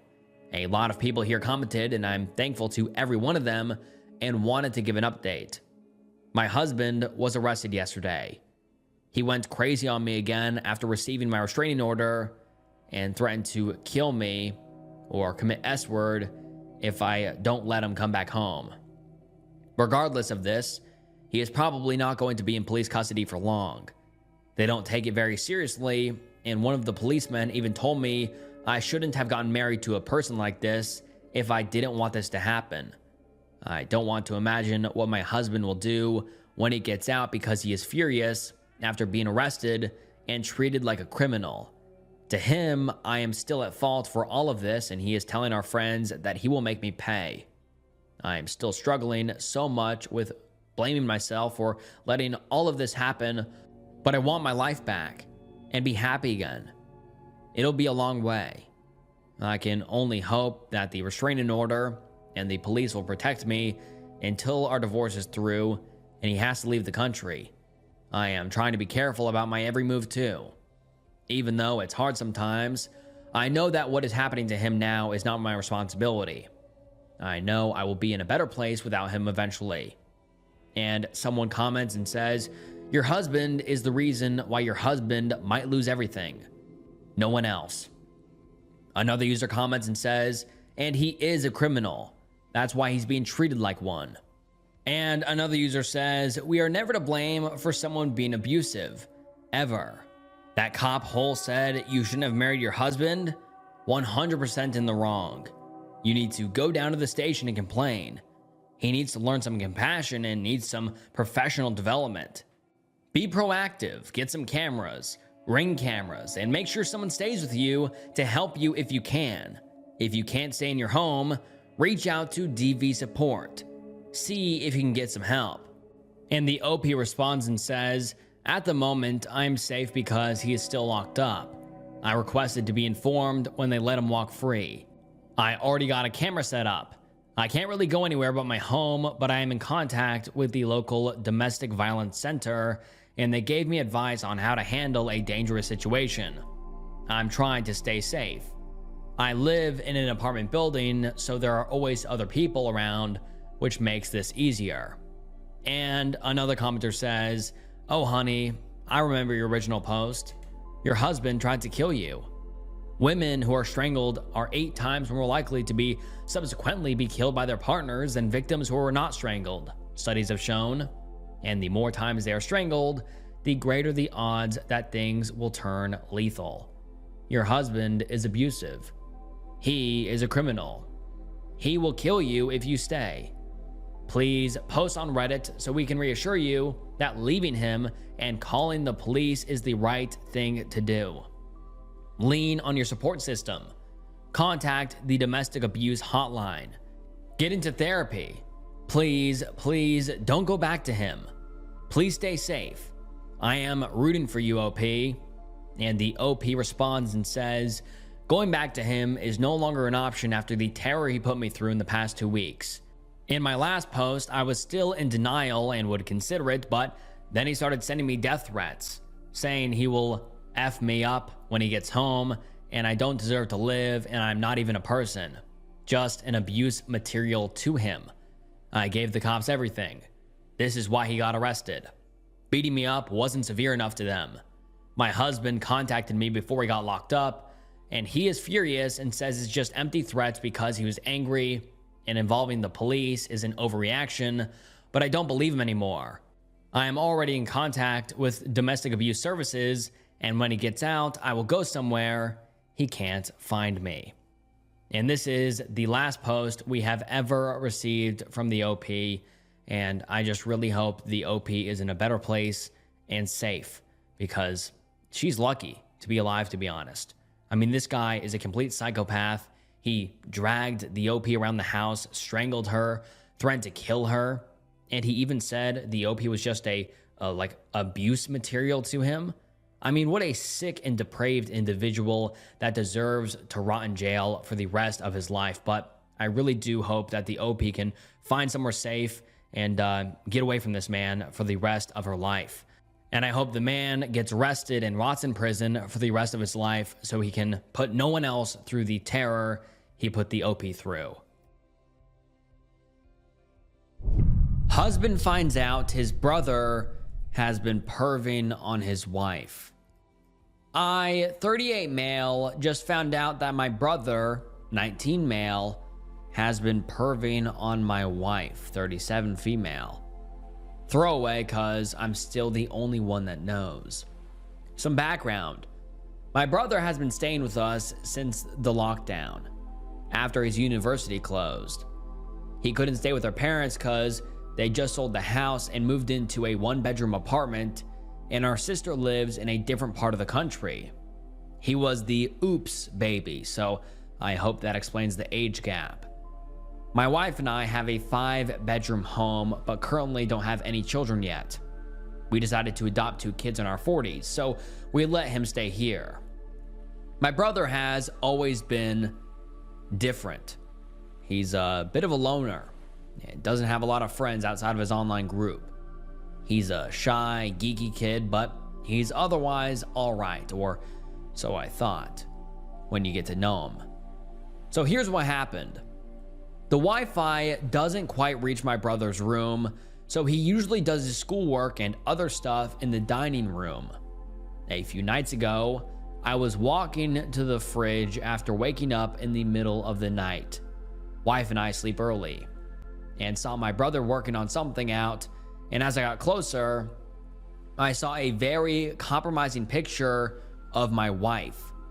Cleavage shot as she was gardening. He noticed me and quickly closed the window like he was watching adult videos. I was too shell-shocked to say anything at the time, and he just smiled awkwardly and ran to his room with the laptop. When I realized that something was up, I knew I had to find out. The next day, I asked my brother to pick up some groceries and some lunch for us, and while he was away, I went to his room, something I've never done since he moved in. And well, it wasn't pretty. I saw a couple of my wife's bras and some of her underwear, which I can only assume he used to possibly pleasure himself. I took his laptop and F it, decided to snoop. I knew his password because I borrowed his Crunchyroll account to watch this anime my friend recommended. I don't usually watch anime. There, I saw some of the most sickening entries I have ever read. There were pictures of my wife in a towel, her working out, her in compromising positions, etc. All taken without her consent by the looks of it. He even logs every time he touches himself to the image of my wife. The creepiest part? He sometimes listens in on us when we have intimacy. My wife can be a bit loud, but we didn't think it would be a problem since his bedroom was in a different part of the house. Guess bedroom. I left the room feeling like I needed to shower. It was absolutely disgusting. Now I don't know what to do. I find myself fighting the urge to pummel him into next week every time I see him. I haven't told my wife yet cause I'm 100% sure she will feel violated and disgusted, so I want to find the best solution first before doing so. I so desperately want to kick him out, but he has nowhere else to go. Even if I do, what should I tell my parents? The truth? This will most likely break the family apart. I do plan on telling my wife soon, but if I do, I can almost guarantee she would want nothing to do with him and would never want to visit the family if he's around. I'm so lost right now. Any advice will help. Still fighting the urge to beat my brother to a bloody pulp. Edit, if you're wondering, I did take pictures as proof. Small update, I told my wife. The Redditors who said I should tell her first before anything else because she was the victim were absolutely right. I'm giving her all the power to decide what to do about it. A lot has happened, but there are still things that need to be settled. Too long to add here, and too incomplete to make a new update post. Hopefully we'll have everything settled tomorrow or the day after. I'll write the update once everything is settled and I calm down. No, I'm not going to beat up my brother, but I have thought about it. And to the people asking for the pictures, you're disgusting. Hope the women in your life are proud of you. That's my wife. Please have some respect. And now let's get into some of the top comments on this post. Someone says, this is extremely disturbing behavior, and he might not even realize the gravity of what he's doing, though he does know that he can't be caught doing what he's doing. I think you guys need to have a talk, maybe in the car, one-on-one. You need to tell him how you saw the gardening photo, went and found your wife's undergarments in his room, and the entries, etc. There might even be more things you don't even know about. He'll probably try to refute part of this by saying you invaded his privacy by going into his room, but legally, it is your house, and you had rightful suspicions. Not sure what the legal case is for logging into someone's laptop, though. This would be an upsetting conversation for me to have personally, but try to control your emotions. I'd tell him that this needs to be stopped immediately, or he has to leave. Conversely, if you feel like you can't keep this from your wife, or you simply can't stand to have him around anymore, then I think you're completely justified in kicking him out. Either way, I think it's important to call out this behavior. He may have been doing this with other people in his life, girls at his university, or maybe just getting started.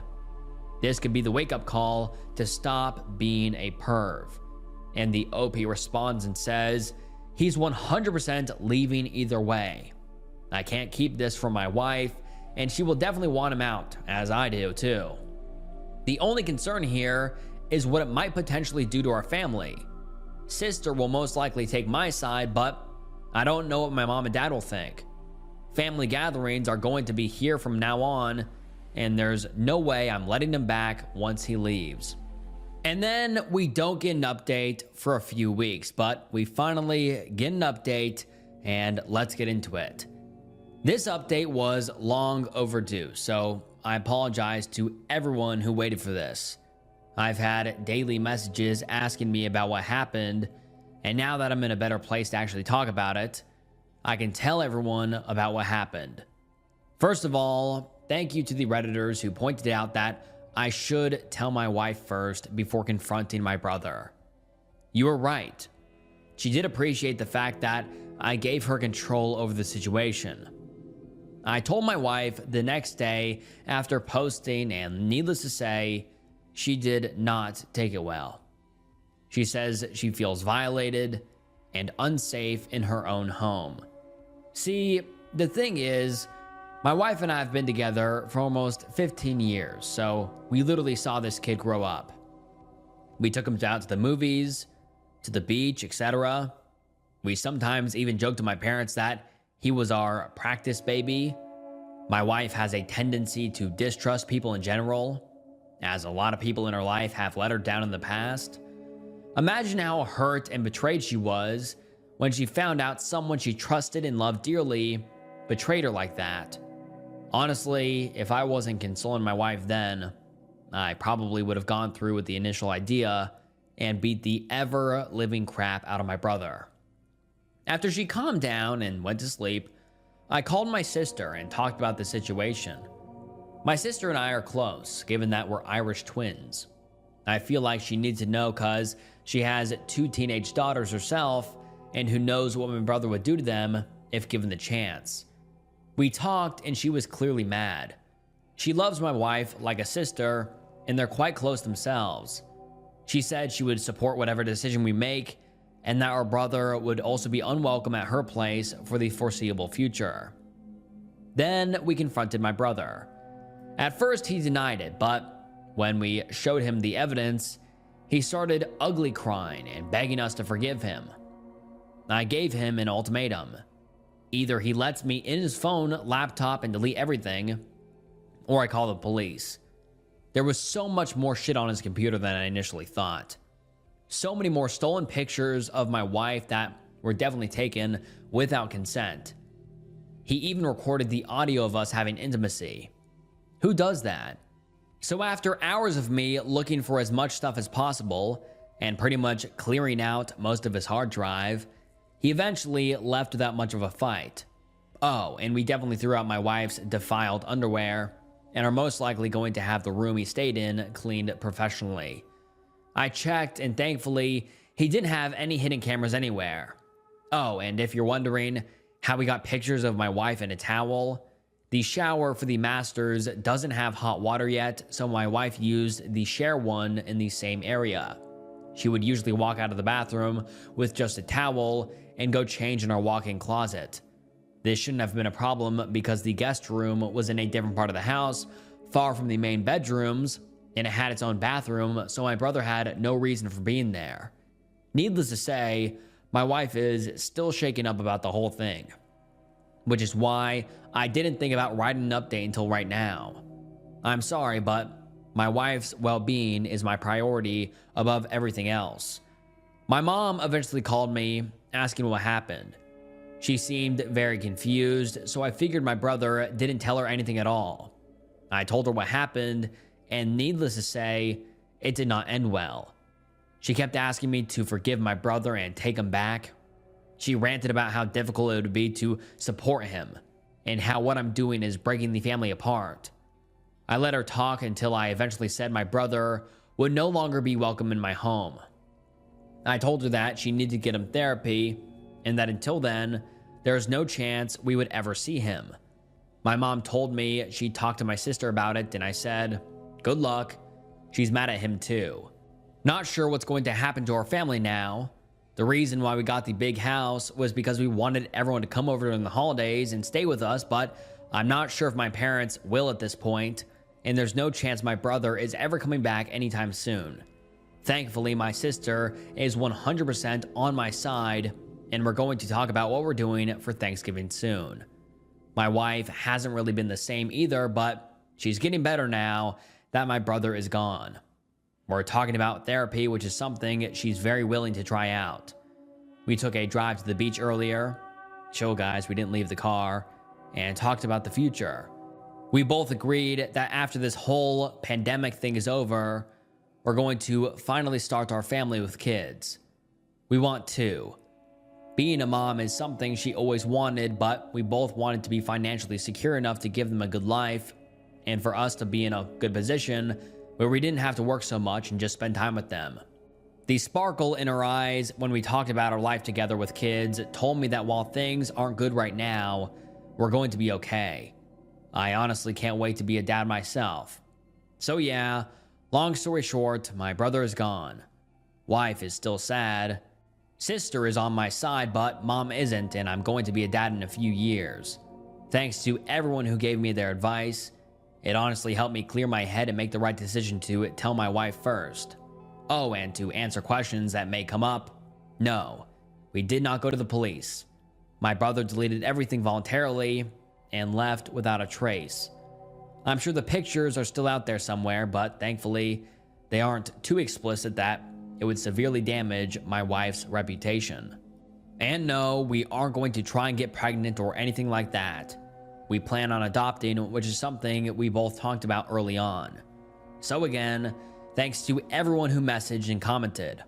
I may not have read everything, nor have I replied to everyone, but rest assured, you are all greatly appreciated. And that is the last update we have ever gotten from the OP. My new boss that I've never met asked me to come to their home. Is this normal, or should I be concerned?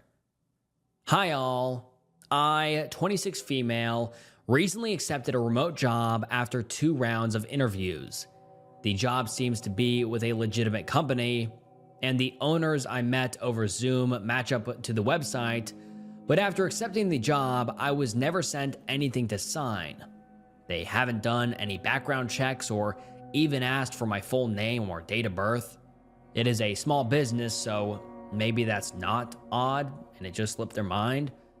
The part that made me a bit uneasy is that during the interview process, the owners stated the position would be fully remote and there was no mention of travel even for training.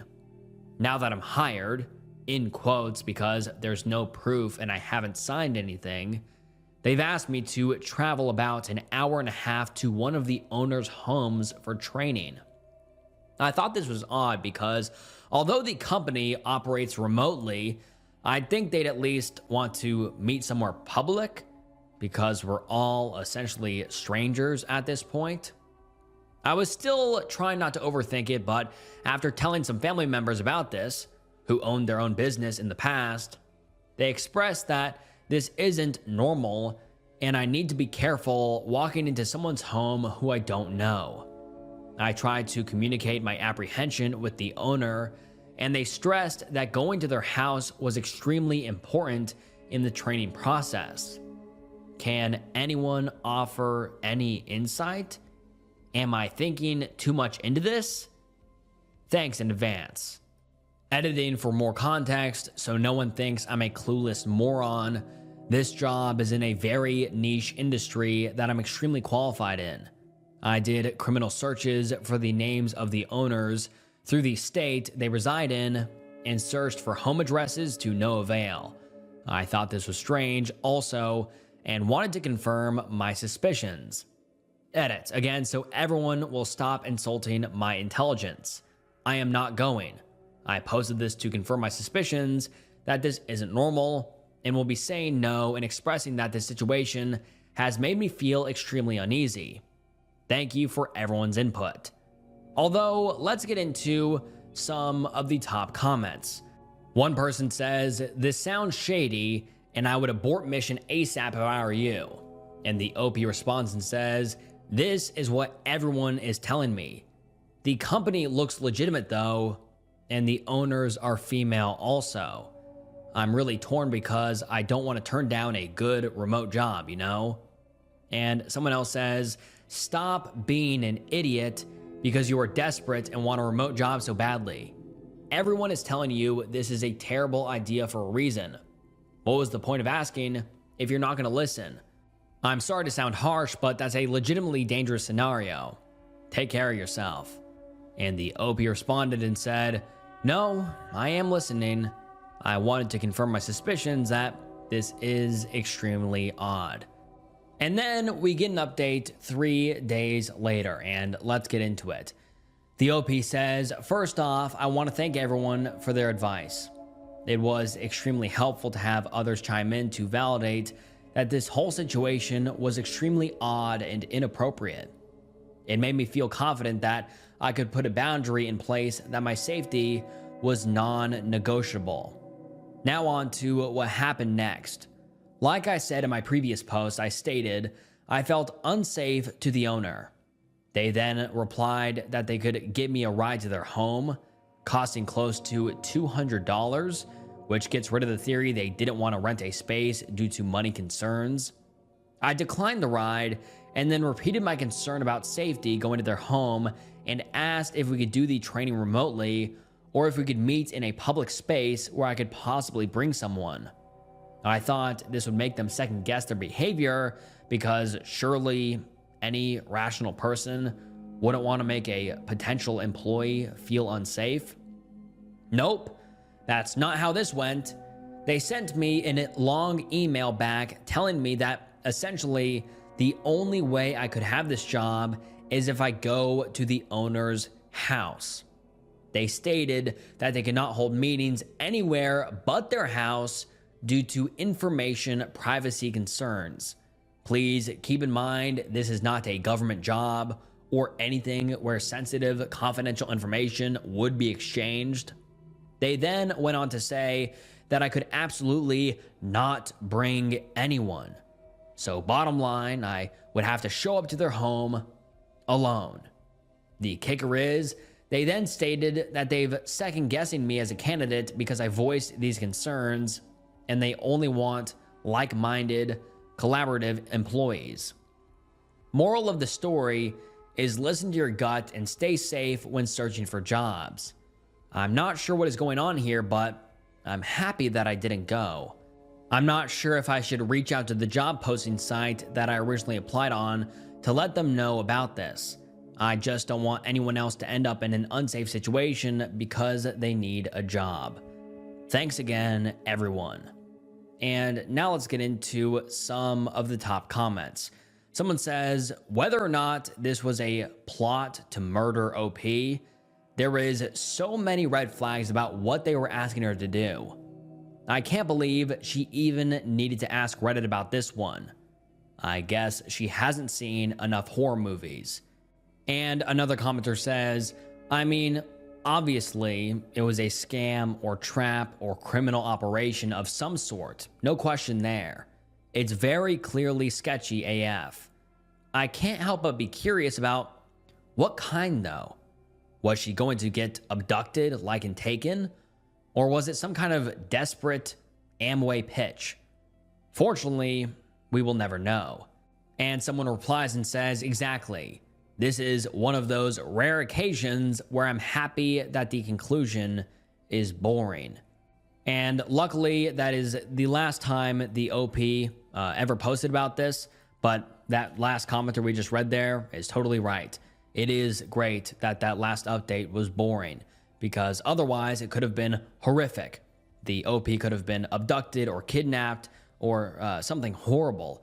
I mean, I also find it especially scary that in that final email the OP had with the quote-unquote job, was they reiterated for the OP to go alone.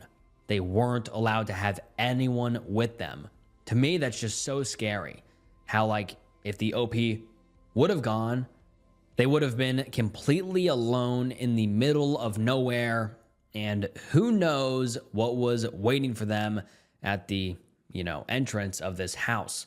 But what do you guys think? Do you think the OP was going to get murdered, kidnapped, abducted, or what sort of operation even was this? Obviously sketchy, but what was possibly awaiting for the OP? But luckily, the OP seems safe and sound, and hopefully they ended up finding a good remote job. Am I overreacting? I'm super creeped out by a man I went on a date with. I, 30 female, was talking to a guy, 30 male, that I met on Tinder a month or so ago. I've been on these dating apps off and on for a couple months, and wow, it's rough out there. I was about ready to delete them all when I matched with this guy. We hit it off super well.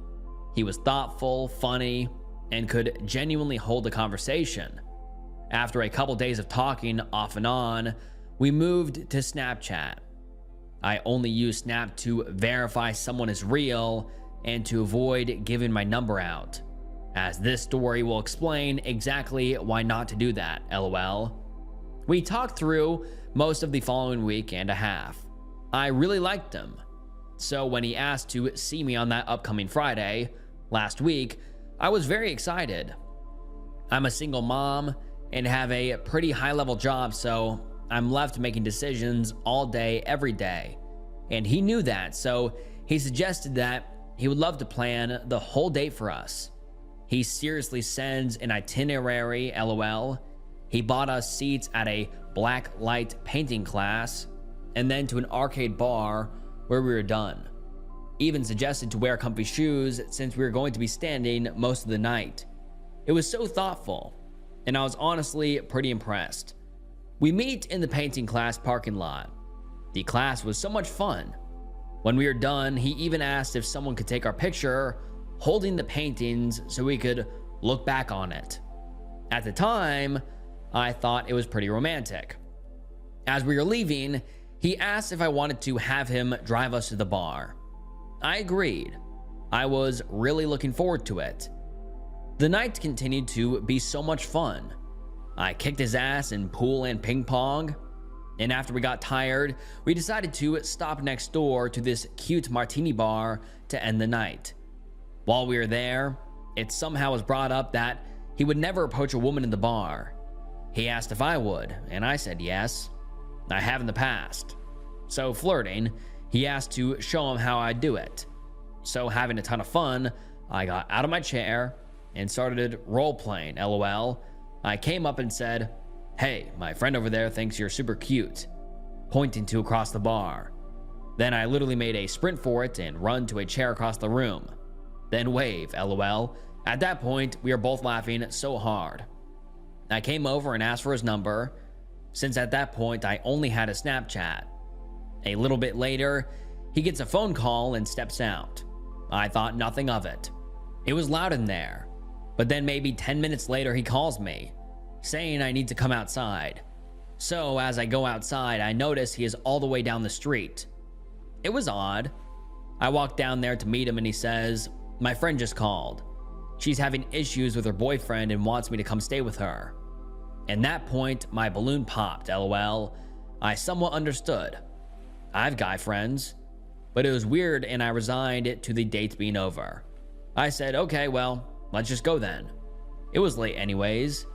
He says no because he told her that he can't just leave me. I took that as he wants to go but feels like he can't. So I insisted. No, please, take me back to my car. It's okay. Because okay, even if that were true and he didn't want to go, why would he have me close the tab and walk down the whole street to just tell me that? He didn't have to bring up that call at all. He said he didn't want to, but would because I asked. So this is where it gets scary. The drive home was weird and silent. Once we get to my car, the parking lot was empty. It's dark, it's maybe 12 a.m. I get out of the car and so does he. I hug him bye, but then he just doesn't let go of me. He tells me that I don't have to go. I say yes, I'm leaving, and try to kindly push him off of me, but he doesn't budge. So then I say very directly, let me go. He lets go immediately and holds his hands up like I'm being crazy. I walk around to my driver's side door, but he follows me. He stands between me and my car. He asks if he can have another chance and tried to hug me again. I step backwards, avoiding it. He then suggests that we can still have intimacy if I wanted to. I said no. So then he said, can I at least get a goodbye kiss? I said no again. But then he kept asking, please? Come on, so then I did, thinking he'd let me go if I did.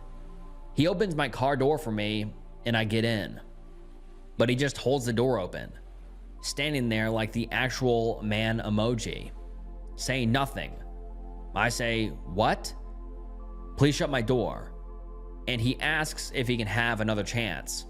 I honestly felt like he wouldn't shut my door until I agreed to it, so I did. Then he says, call me when you get home. I say, I'll text you. He said, no, you're going to call me. Then shuts my door. But then he just stands there, blocking my car. So I hesitantly roll my window down and tell him to move. He asks again if I'll really give him a second chance. As I'm slowly driving away, trying not to hit him, I yell sure. To that, he comes back up to my car, making me hit my brakes, and puts his hands down on my windowsill / rolled down window and says, okay, call me when you get home. And I say okay. I drive off immediately and start crying. I was so overwhelmed. I don't text him or call, but maybe 20 minutes later, he calls me on Snap over and over and over again. I turned my phone off. I figured I just needed some sleep and maybe I was overthinking things. I did have a couple of drinks. The next morning, I get a long snap from him saying how impressed he was by me, and he's so sorry about that phone call. She's just a friend, and that he wants another chance. I respond, calling him out on his behavior, and that he's apologized for the wrong thing and that he terrified me. At that point, he video called me again on Snap. I could see that he was at the grocery store, if that even matters, LOL. I blocked him. Then he called me on his cell phone. I blocked that. I continued to block him on everything, even if we didn't follow each other. On Facebook, Instagram, LinkedIn, Tinder, Hinge. Maybe an hour later, I get a text from a random unsaved number with an enormous message from him, starting it as, I realize you've blocked me. I'm not trying to intrude or stalk you in a way, but ... And then profusely apologized for the way he made me feel and that he won't ever reach out again without consent. I blocked that number. I didn't respond. If I had to guess, that was from his work phone that I had seen in his car. When I was getting out at the bar, I said, oh, you forgot your phone. And he said, oh no, that's just my work phone. A week goes by without hearing anything. But then I get a message from Social Flowers. I was confused. I never heard of it before, but I guess it's flowers you can send anonymously with a super cringy message. My birthday was in a couple of days. It said pre-birthday wishes, like petals kissed by dawn. They carry a tender wish.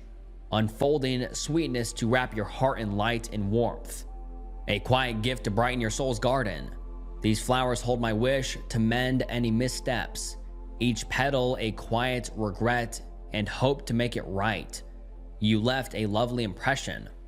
I'd love another chance. Then he signed his Instagram handle instead of his name. WTF?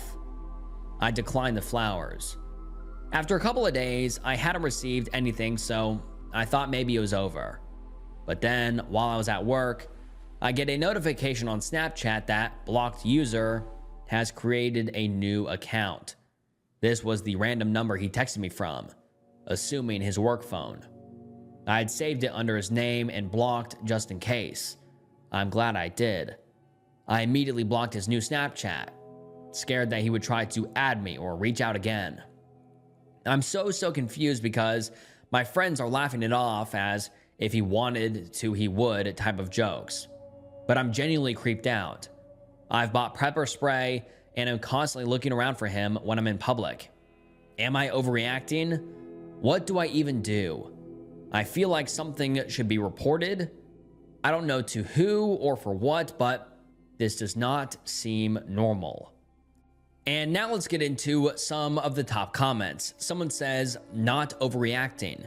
In the future, do not get into a stranger's car. You should have followed him in your car to the second location. You put yourself in a bad spot. Once he had you in his car, he could have literally done anything, taken you anywhere. Also, do not let yourself get lured away from the bar down the street. Bars have cameras outside most of the time. There's no reason he couldn't have talked to you in front of the bar. That should have raised several red flags for you. I honestly would have told him I'd get an Uber back to my car at that point so he could go to his friend. The apps are rough, and there can be a lot of creeps. Some of them show their cards right away with D-pics or their aggressive messages. I had one guy demand me to give him an extremely detailed explanation of my intimate drive and how I anticipated it changing if he gifted me a child. It was his third message to me.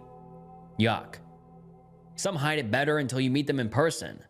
That's why I think you can never be too careful and always need to make sure you stay in public and have your own transportation home, especially on the first few dates.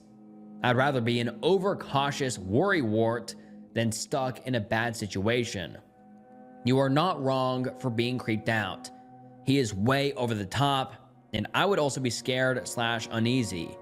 Going forward, I recommend using something like a Google Voice number on the apps to text/call on once you go off the apps. It doesn't link back to you in any way like social media or your cell would. You can always just delete it and get a new one if something like this happens. I met my boyfriend on an app. He was very sweet and kind immediately, but I still don't think I gave him my real number until we were a half a dozen dates in. Better safe than sorry. Also, your friends are being crappy to you. You're scared. Even if they think it isn't dangerous, they shouldn't be invalidating you by making it seem cutesy and fun. His behavior is not that, even if it doesn't rise to the level of hurting you. You can report it to the police, but it'll honestly be a waste of your time. They will not do anything about him being a creep. If you're friendly with a neighbor/coworker, I would give them a heads up so at least if he escalates to finding your house/work, you'll have people aware of what's going on. And then another user says, this guy is a creepy effing weirdo. He's the worst and scariest type of guy to a woman, I'm sure. Someone that can be charming, thoughtful, funny, and just an all-around nice guy, seemingly. 2, I'm about to strangle you and dump your body. Who the F acts like that? What a freak. You definitely didn't overreact. And I'm sorry, but your friend group are all assholes. I wonder how they'd react if the roles were reversed. I think you should definitely be hyper vigilant at all times from now on, and always have your mace in hand. I don't know what country you're from, but I'd maybe try and get some bear spray instead of pepper spray. I've seen plenty of people not really react to pepper spray, but every single time I've seen someone sprayed with that bear spray, it has stopped them in their tracks. Good luck, OP. Hopefully this creepy guy doesn't try to contact you again. And then the OP makes an update post on the same post, which reads as follows: "I'm so glad I posted this because I genuinely see how serious it is now. I haven't dated much, so this opened my eyes quite a bit. As for a few of the comments, I want to elaborate on a few things. I did report him to Tinder. We were out for about 6 hours. I had a drink while painting, then a drink at the martini bar. I was not intoxicated. I realize any amount of alcohol and driving is unsafe, but I was willing to take that chance in order to get away from him as quickly as I could. Hell, I even kissed him. It is not something I would have done in any other circumstance. I have alerted my manager, since he knows where I work. And it doesn't make sense to me either. Why would he do this? I was confident he was such a good guy until we left. It was like his personality completely flipped, which left me confused and doubting myself. Since he seemed so genuine and sweet for weeks that I was actually going crazy trying to justify how things ended with him. Like maybe it really was just a misunderstanding. I realize now it wasn't, LOL. And I'm so glad it happened on the first night. I can't imagine how things would have gone if our relationship progressed and he got my address, because I really would have looked past that phone call. Lastly, for those of you asking, this is what he sent from his work phone after I called him and blocked him. And the text reads as follows, quote, "I understand that you've blocked me on everything, and I completely respect your need to cut me off. I'm not trying to intrude or stalk you in any way, I swear to God. But this text is just to express how deeply sorry I am for what happened. I had no idea you felt scared or mistreated, and learning how my actions affected you has shaken me to the core. I was at Walmart at the time I read your text, and I was stunned. The Walmart employee came over to ask me if I was even alright. I stood there 5 minutes in shock, unable to move. There was clearly a miscommunication on my part, and I take full responsibility for that. When I stood there by your car as you were leaving, I thought it was a normal gesture to ensure you drove off safely. Something I've always done out of care, to make sure the woman leaves before I leave.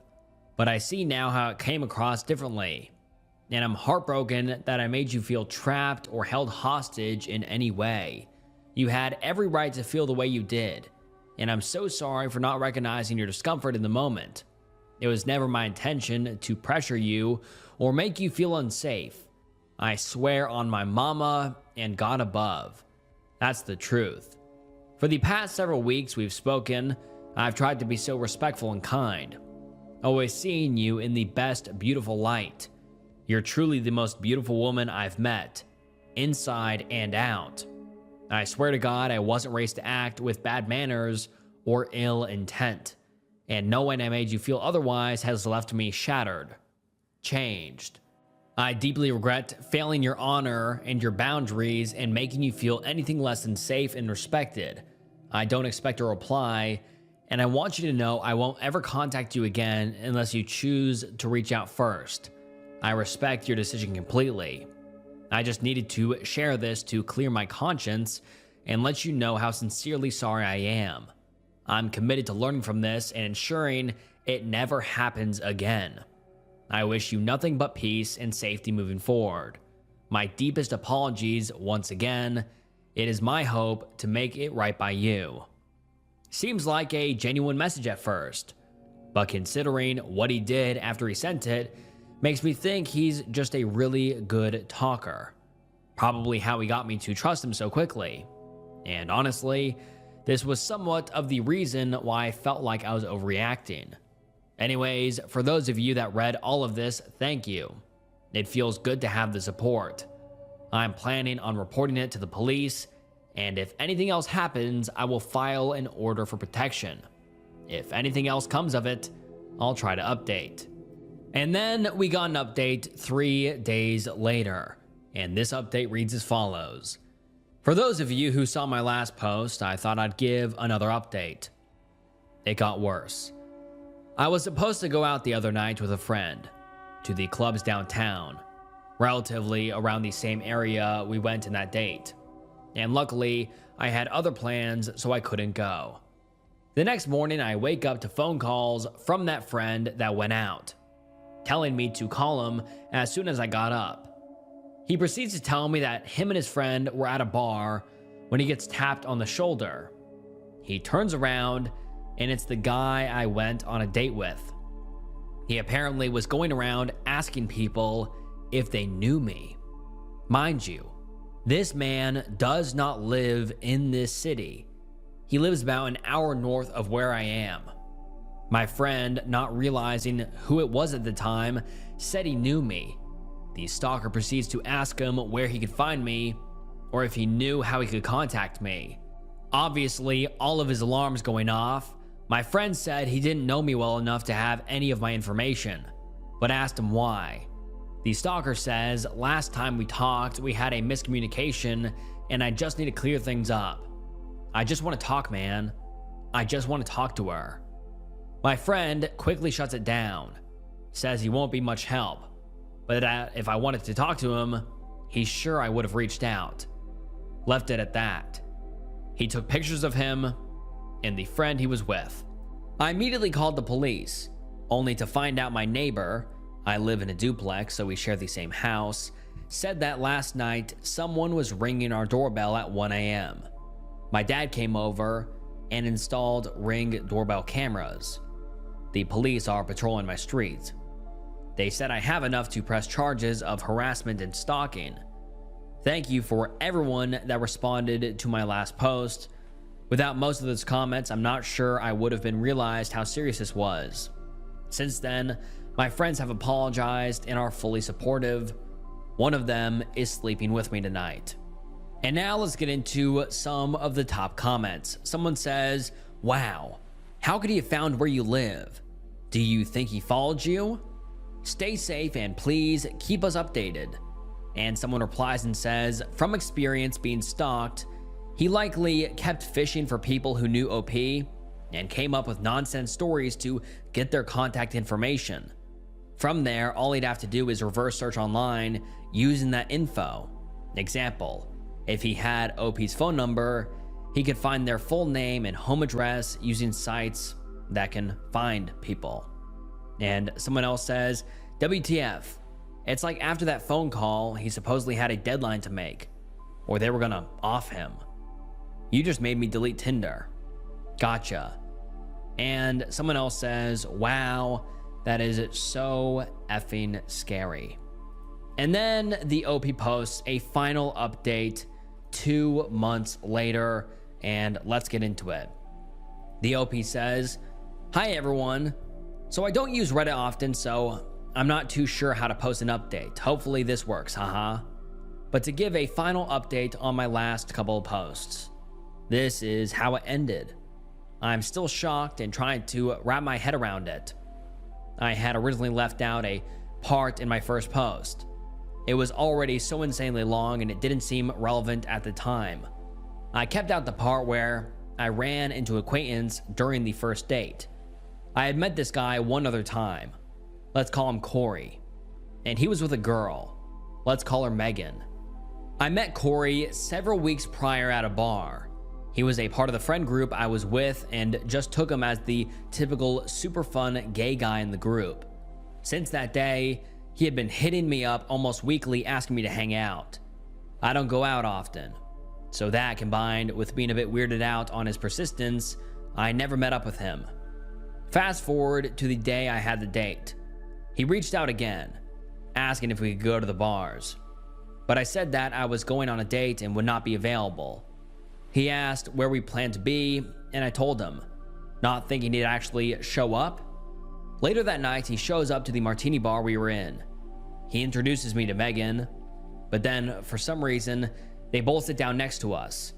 That's when my date got the phone call. So while he was outside, I was with these two people. But where it gets strange is, Corey was the one I was supposed to meet with that night, but didn't go. He was the one that called me to tell me that the stalker had been going around asking people if they knew me. But then Megan comes into the picture. Apparently, when they ran into the stalker downtown, The stalker was with a guy that Megan would hook up with, according to her, but didn't know well. After that night, she all of a sudden started sending me messages letting me know how brave I am, that she's so sorry this is happening, this is so crazy, blah, blah, blah, blah, blah, and then sending screenshots of her friend asking about me.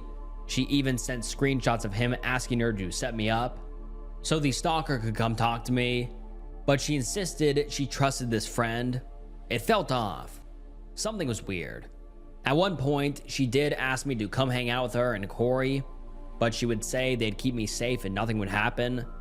Quote, let's just have a fun night to get our mind off of it. At first, a part of me was thankful I had them looking out and sending me these warnings or having insight, but then all of a sudden, like a switch flipped, I had this super weird gut feeling that they were involved somehow. I don't know, but it was like my reality shifted. I realized every single thing they had to do with the stalker looped directly back to them. They were involved in every moment. I was going crazy trying to figure out if it was coincidental, but I never ended up hanging out with either Corey or Megan, despite their continued persistence. I eventually called the police and filed a report. They found him and told him if he ever reaches out ever again to me or any of my friends to find me, he'd be arrested and served with a restraining order. From that day, I literally never heard from him, Corey, or Megan again. A few family members think they were just mixed in and were innocent, but my friends think it was more sinister. With all that said, I'm okay, I'm safe, and a hell of a lot more careful when it comes to dating or meeting new people, which I don't plan on doing anytime soon. I appreciate the support from all of you. You really seem to care. The world needs more people like you. And that is the last update we have received from the OP. Am I overreacting? I'm not. To my pervy boyfriend hidden camera in 19-year-old daughter's room. I have lived with my boyfriend for a few years. We both have kids, but none together.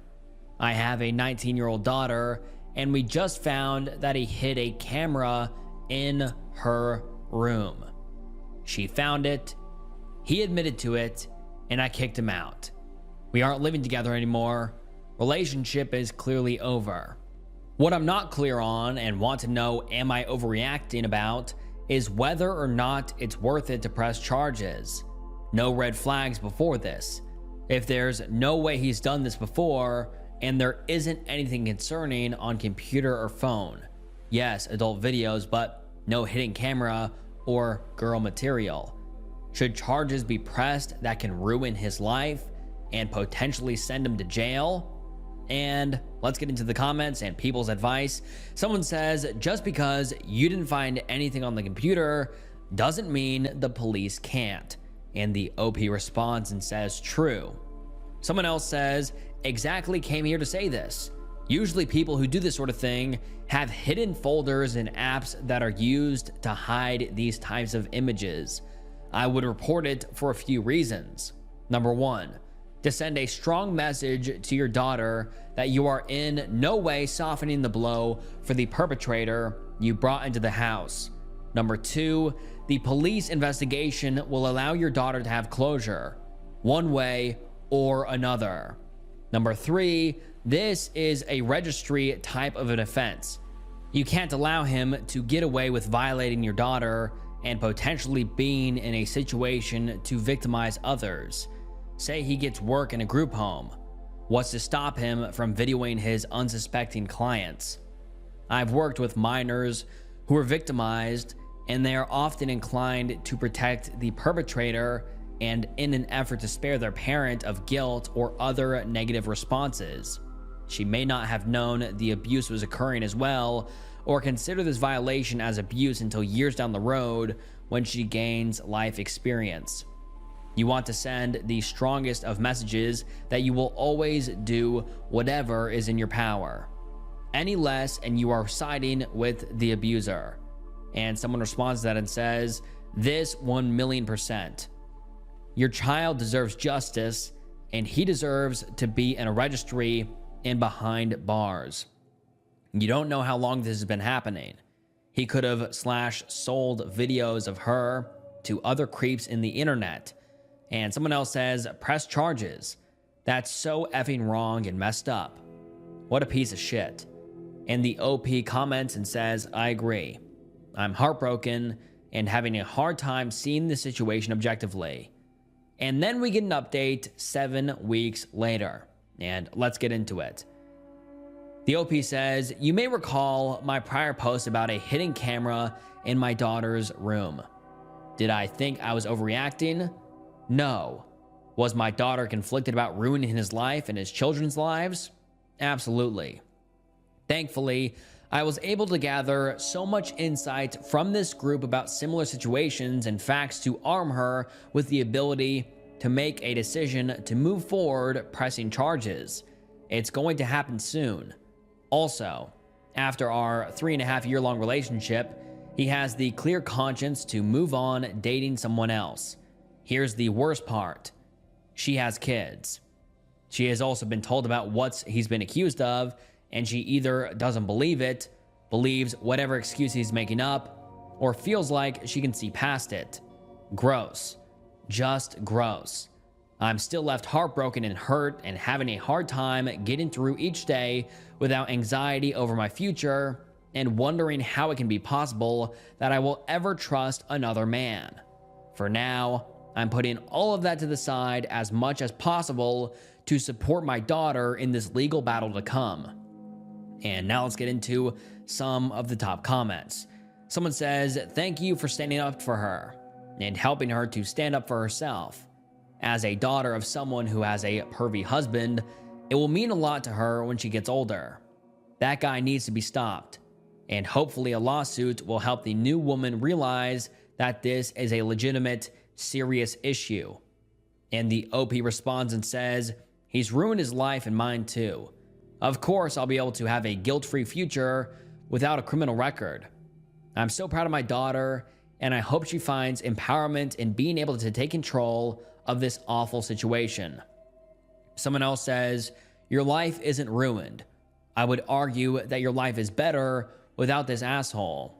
Your trust is broken, and that will take time to fix. But your life isn't ruined. You should both feel empowered. And the OP responds and says, I appreciate hearing that perspective. It definitely feels ruined.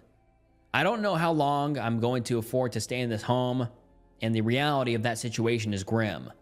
I'm working a second job now, but really need to see some career growth to make this doable. And that is the last update we have ever received about this situation. My wife is dead. The best Christmas present I could have ever gotten. My wife is dead. At the beginning of 2022, I caught my wife having an affair with one of her exes.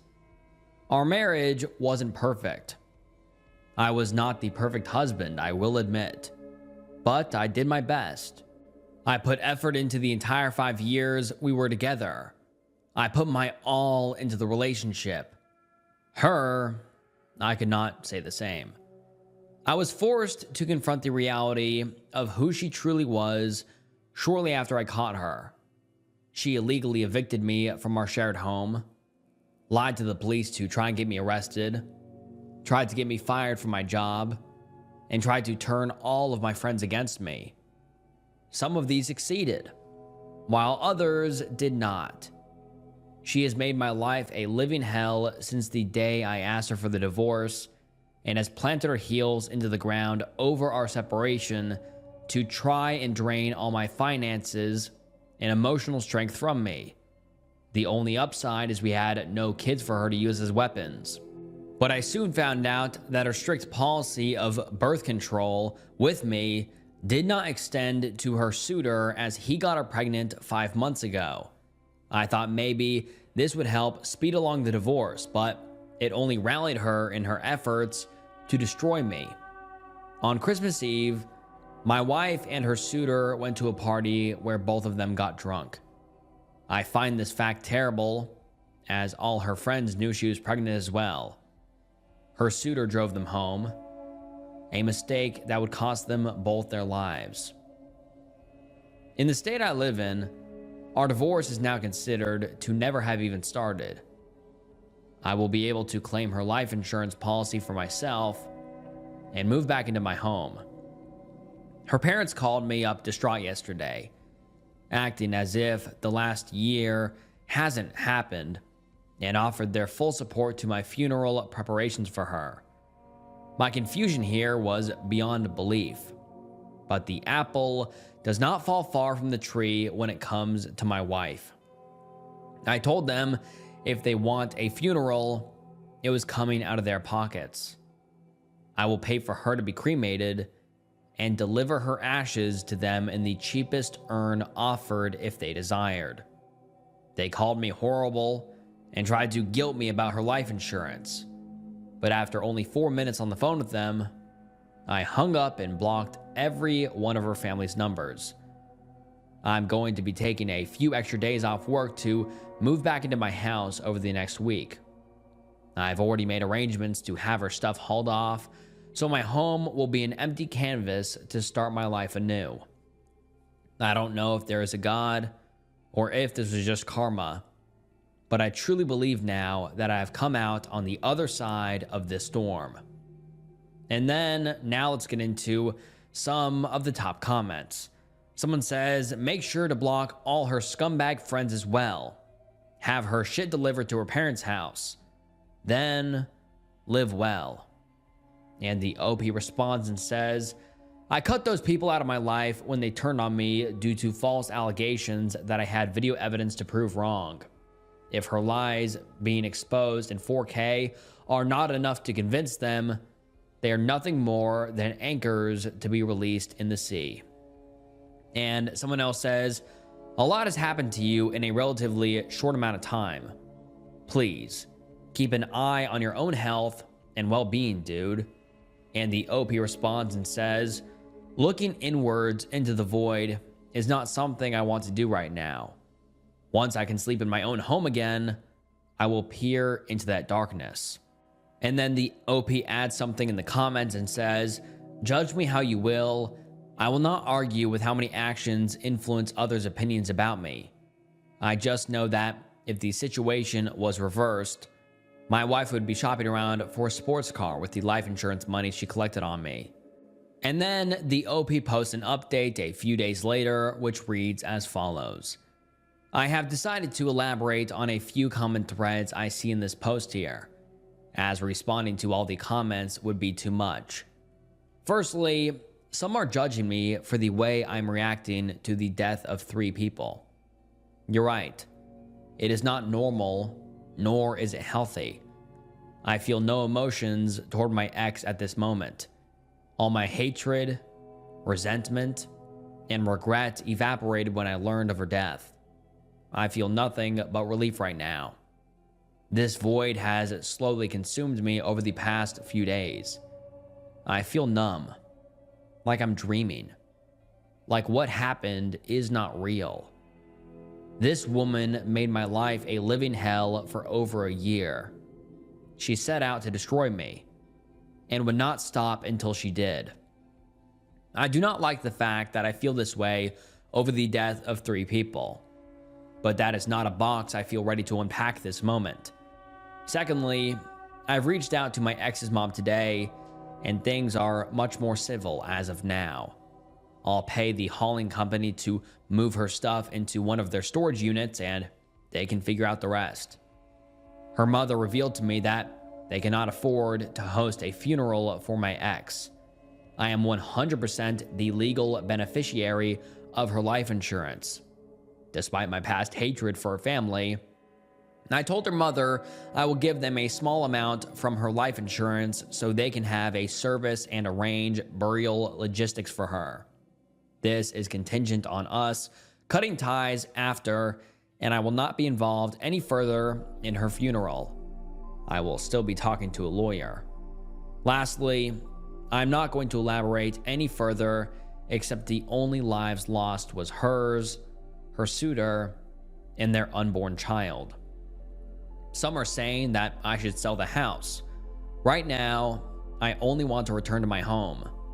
The details of where I end up, either there or somewhere over the rainbow, are yet to be determined. I do not know what life holds for me, or for any of us. This event happened, maybe for a reason, or maybe the universe has no logic at all. This gift put an end to a period of my life that sent me to the brink of destruction. It's morbid to think that the death of 3 people was what pulled me to the other side alive. It's interesting how quick it can all change or end. And that is the last update we have ever received from the OP. OP was wrongly charged with murder after her mom died in hospice. And buckle up, guys, because this one is truly nightmarish. The OP's first post was titled, "It's Time," and reads as follows. Yesterday morning, I got the call that mom had suddenly fallen unresponsive and that I likely had less than a day to try to get back to Georgia to see her before she was gone. The call coincided with a 1 in 1,000 year weather event that grounded all flights, trains, or hope of a rental car out of the Northeast for at least 24 hours. I bought 3 plane tickets of $1,000 each, only to have them canceled one after another. Then, late last night, we found a flight leaving Washington, D.C. today at 5 p.m. Now we're on the Amtrak from New York City to D.C. I feel exhausted, defeated, trying to suppress the hope of arriving in time to hold mom in my arms once more before she's gone forever. I half wrote a eulogy at 4 a.m., and now my brain can do nothing but cycle through memories and strip me bare of every emotion but agony. In one of my earliest memories, I'm sitting on the floor of my parents' powder room, watching mom get ready for bed. The house was quiet save for the exhaling walls as they settled in the night. Just outside the powder room entrance, the sheer curtains billowed in the breeze coming through the screen door that opened onto the bedroom balcony. Cricket frogs called from across the pond, and the Canada geese circled above. Their honks increasingly urgent until interrupted by the sound of their bodies shearing the water's surface. Then all silent until the lonesome train announced itself in the distance. Staring up from my nest of toys on the carpet, mom appeared like a mythic goddess. Tendrils of her waist-length blonde hair falling to the floor like fairy floss. Every now and then she'd stop and smile down at me. "What are you doing, baby brat?" Not long after, she'd tuck me into the king-size cannonball poster bed before slipping in beside me. Wordlessly, just as I began to drift off, she'd slide her hand over to catch mine. 2 squeezes a question. Love me? 2 squeezes of my own. An answer. I do. She squeezes twice more. How much? We squeezed our hands tight in unison. We never had to wait for an answer. And then the OP adds in the comments, says, "Thank you all for the kind words. I arrived yesterday evening at 7 p.m., and though mom isn't registering much, at least not that we can tell, I've been able to hold her and kiss her and sing her favorite songs and read passages from her favorite books. She's very close now, and hospice says the moment will come any minute. But now that I'm here, those minutes feel torturous. I want so badly for her to finally be free. I keep telling her it's okay to let go, that I'm here, and that her mama and daddy are coming to get her soon." And then the OP posted a post 8 days later titled "The End." And the post reads, "Mom died in my arms on July 12th at 6:56 a.m. 6 hours before she drew her last breath, she surfaced and saw me. She'd essentially been non-responsive aside from furrowing her brows, groaning, and staring blankly since she was found non-responsive and doubled over in her chair on Sunday. But soon after midnight, before she died, she saw me and responded for the first time since my arrival on Monday night. I was kneeling beside her, face to face, as she laid on her side of the bed. I was telling her how much I loved her and would miss her, and for the first time, I sobbed openly in front of her. I'd previously been reassuring and maybe a little professional / chaplain-like, but I no longer could restrain my emotion. I told her that I was crying so hard because I love her so much. And for the first time, her eyes focused on me and scanned my face as she tried to speak, raising her brows and flexing the corners of her mouth to communicate. I told her that I heard her and loved her too, that I will always be with her and she with me, that I'll miss her terribly, but that I'd see her again, that one day I'd be right where she is, but that I'd be happy because I knew I'd know she was waiting for me. I couldn't stop crying, but I played her some of her favorite songs, and she rested her eyes again as I kissed her face. A few hours later, she began to struggle to breathe, her jaw working hard as her hands and feet grew cold. I held her and told her how much I loved her and how I was with her and how everything would be okay until these spaces between breaths grew longer and harder until they stopped. And we don't hear from the OP for 2 years. And 2 years later, the OP comes back with a post no one was expecting. The post was titled, "I was wrongly charged with murder after my mom died in hospice from Alzheimer's and cancer.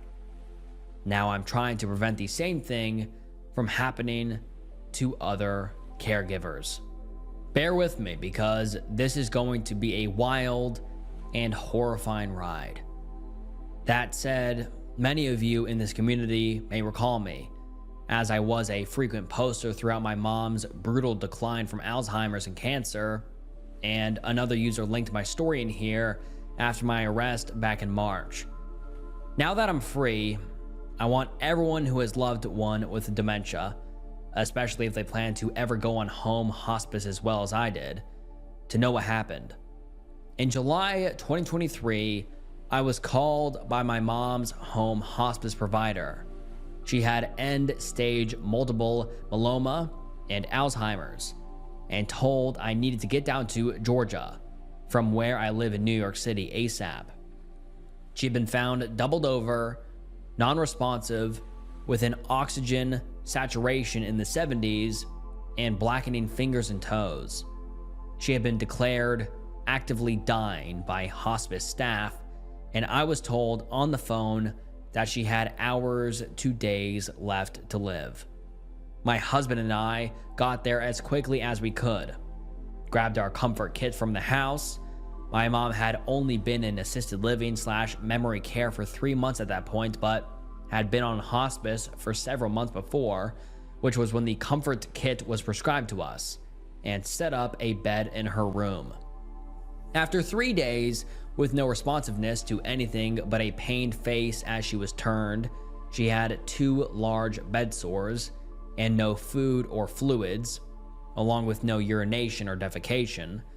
My mom began to experience severe breathing difficulties.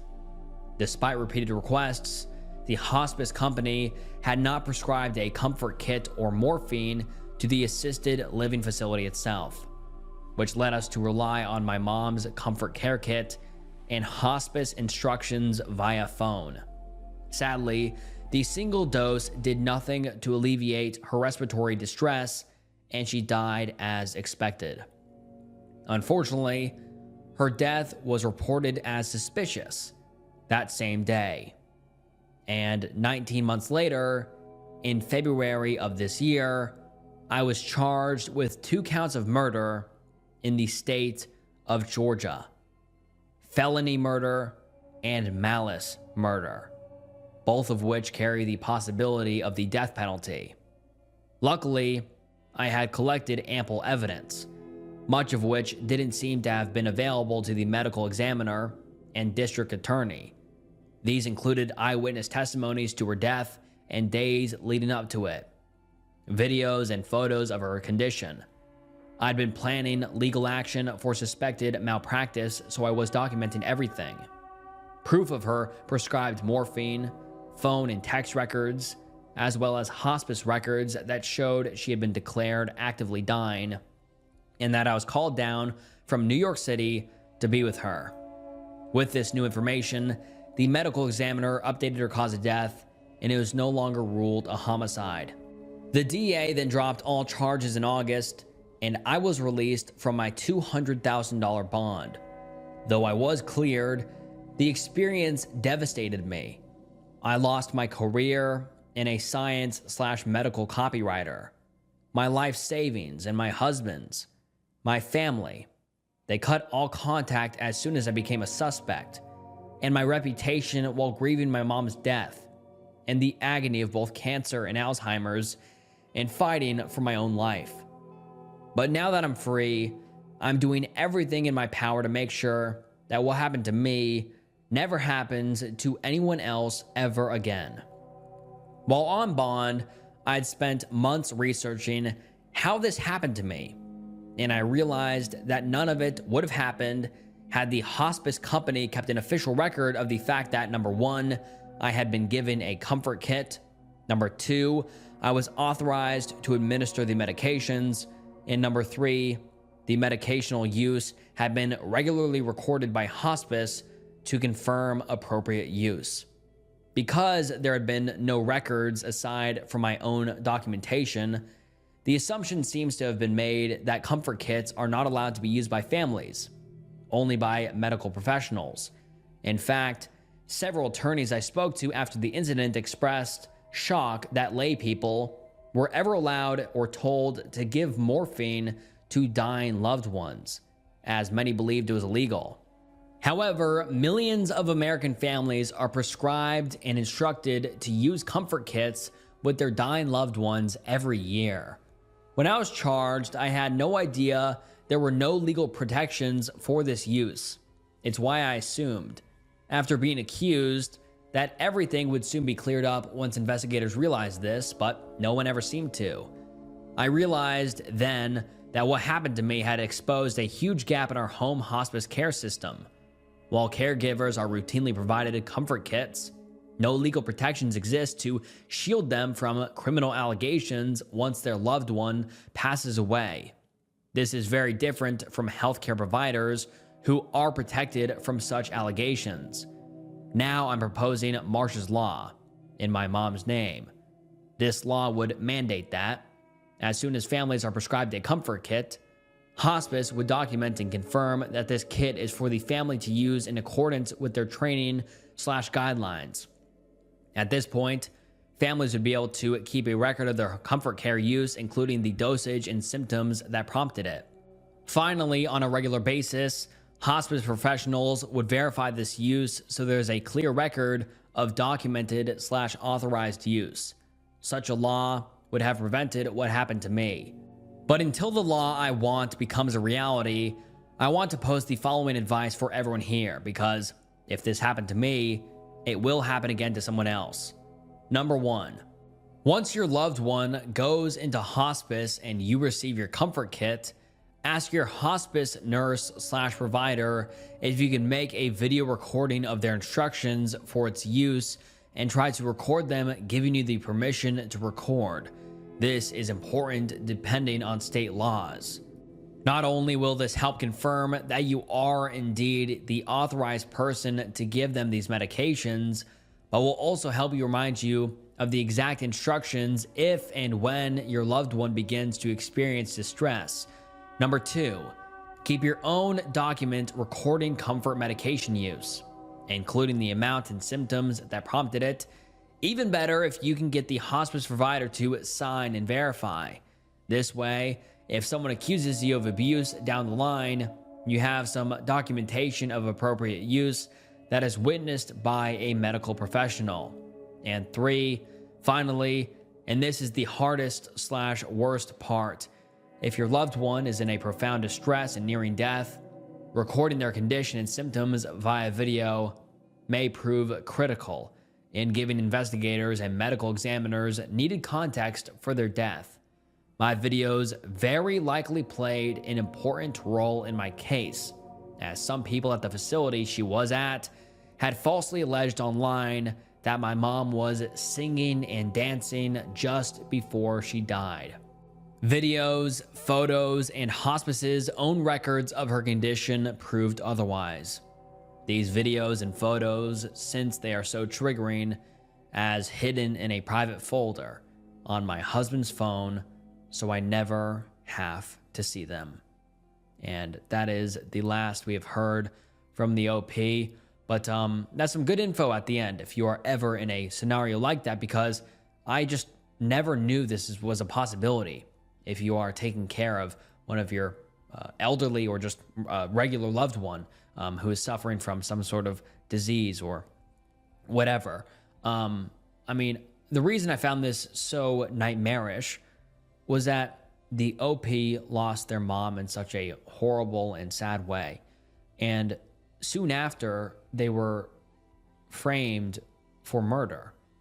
And the OP was very lucky to have all of this evidence to defend themselves with, because who knows? Maybe the OP could be in jail right now. I mean, imagine your mom dying and then you're framed of killing her, and you almost go to jail and you have to spend a ton of money on court fees, and you lose your job, you lose all your relationships like the OP said here. And I mean, just such a horrible, horrible situation. But yeah, this is just a nightmarish case in my opinion, because I never knew something like that was possible. But I just hope that the OP is doing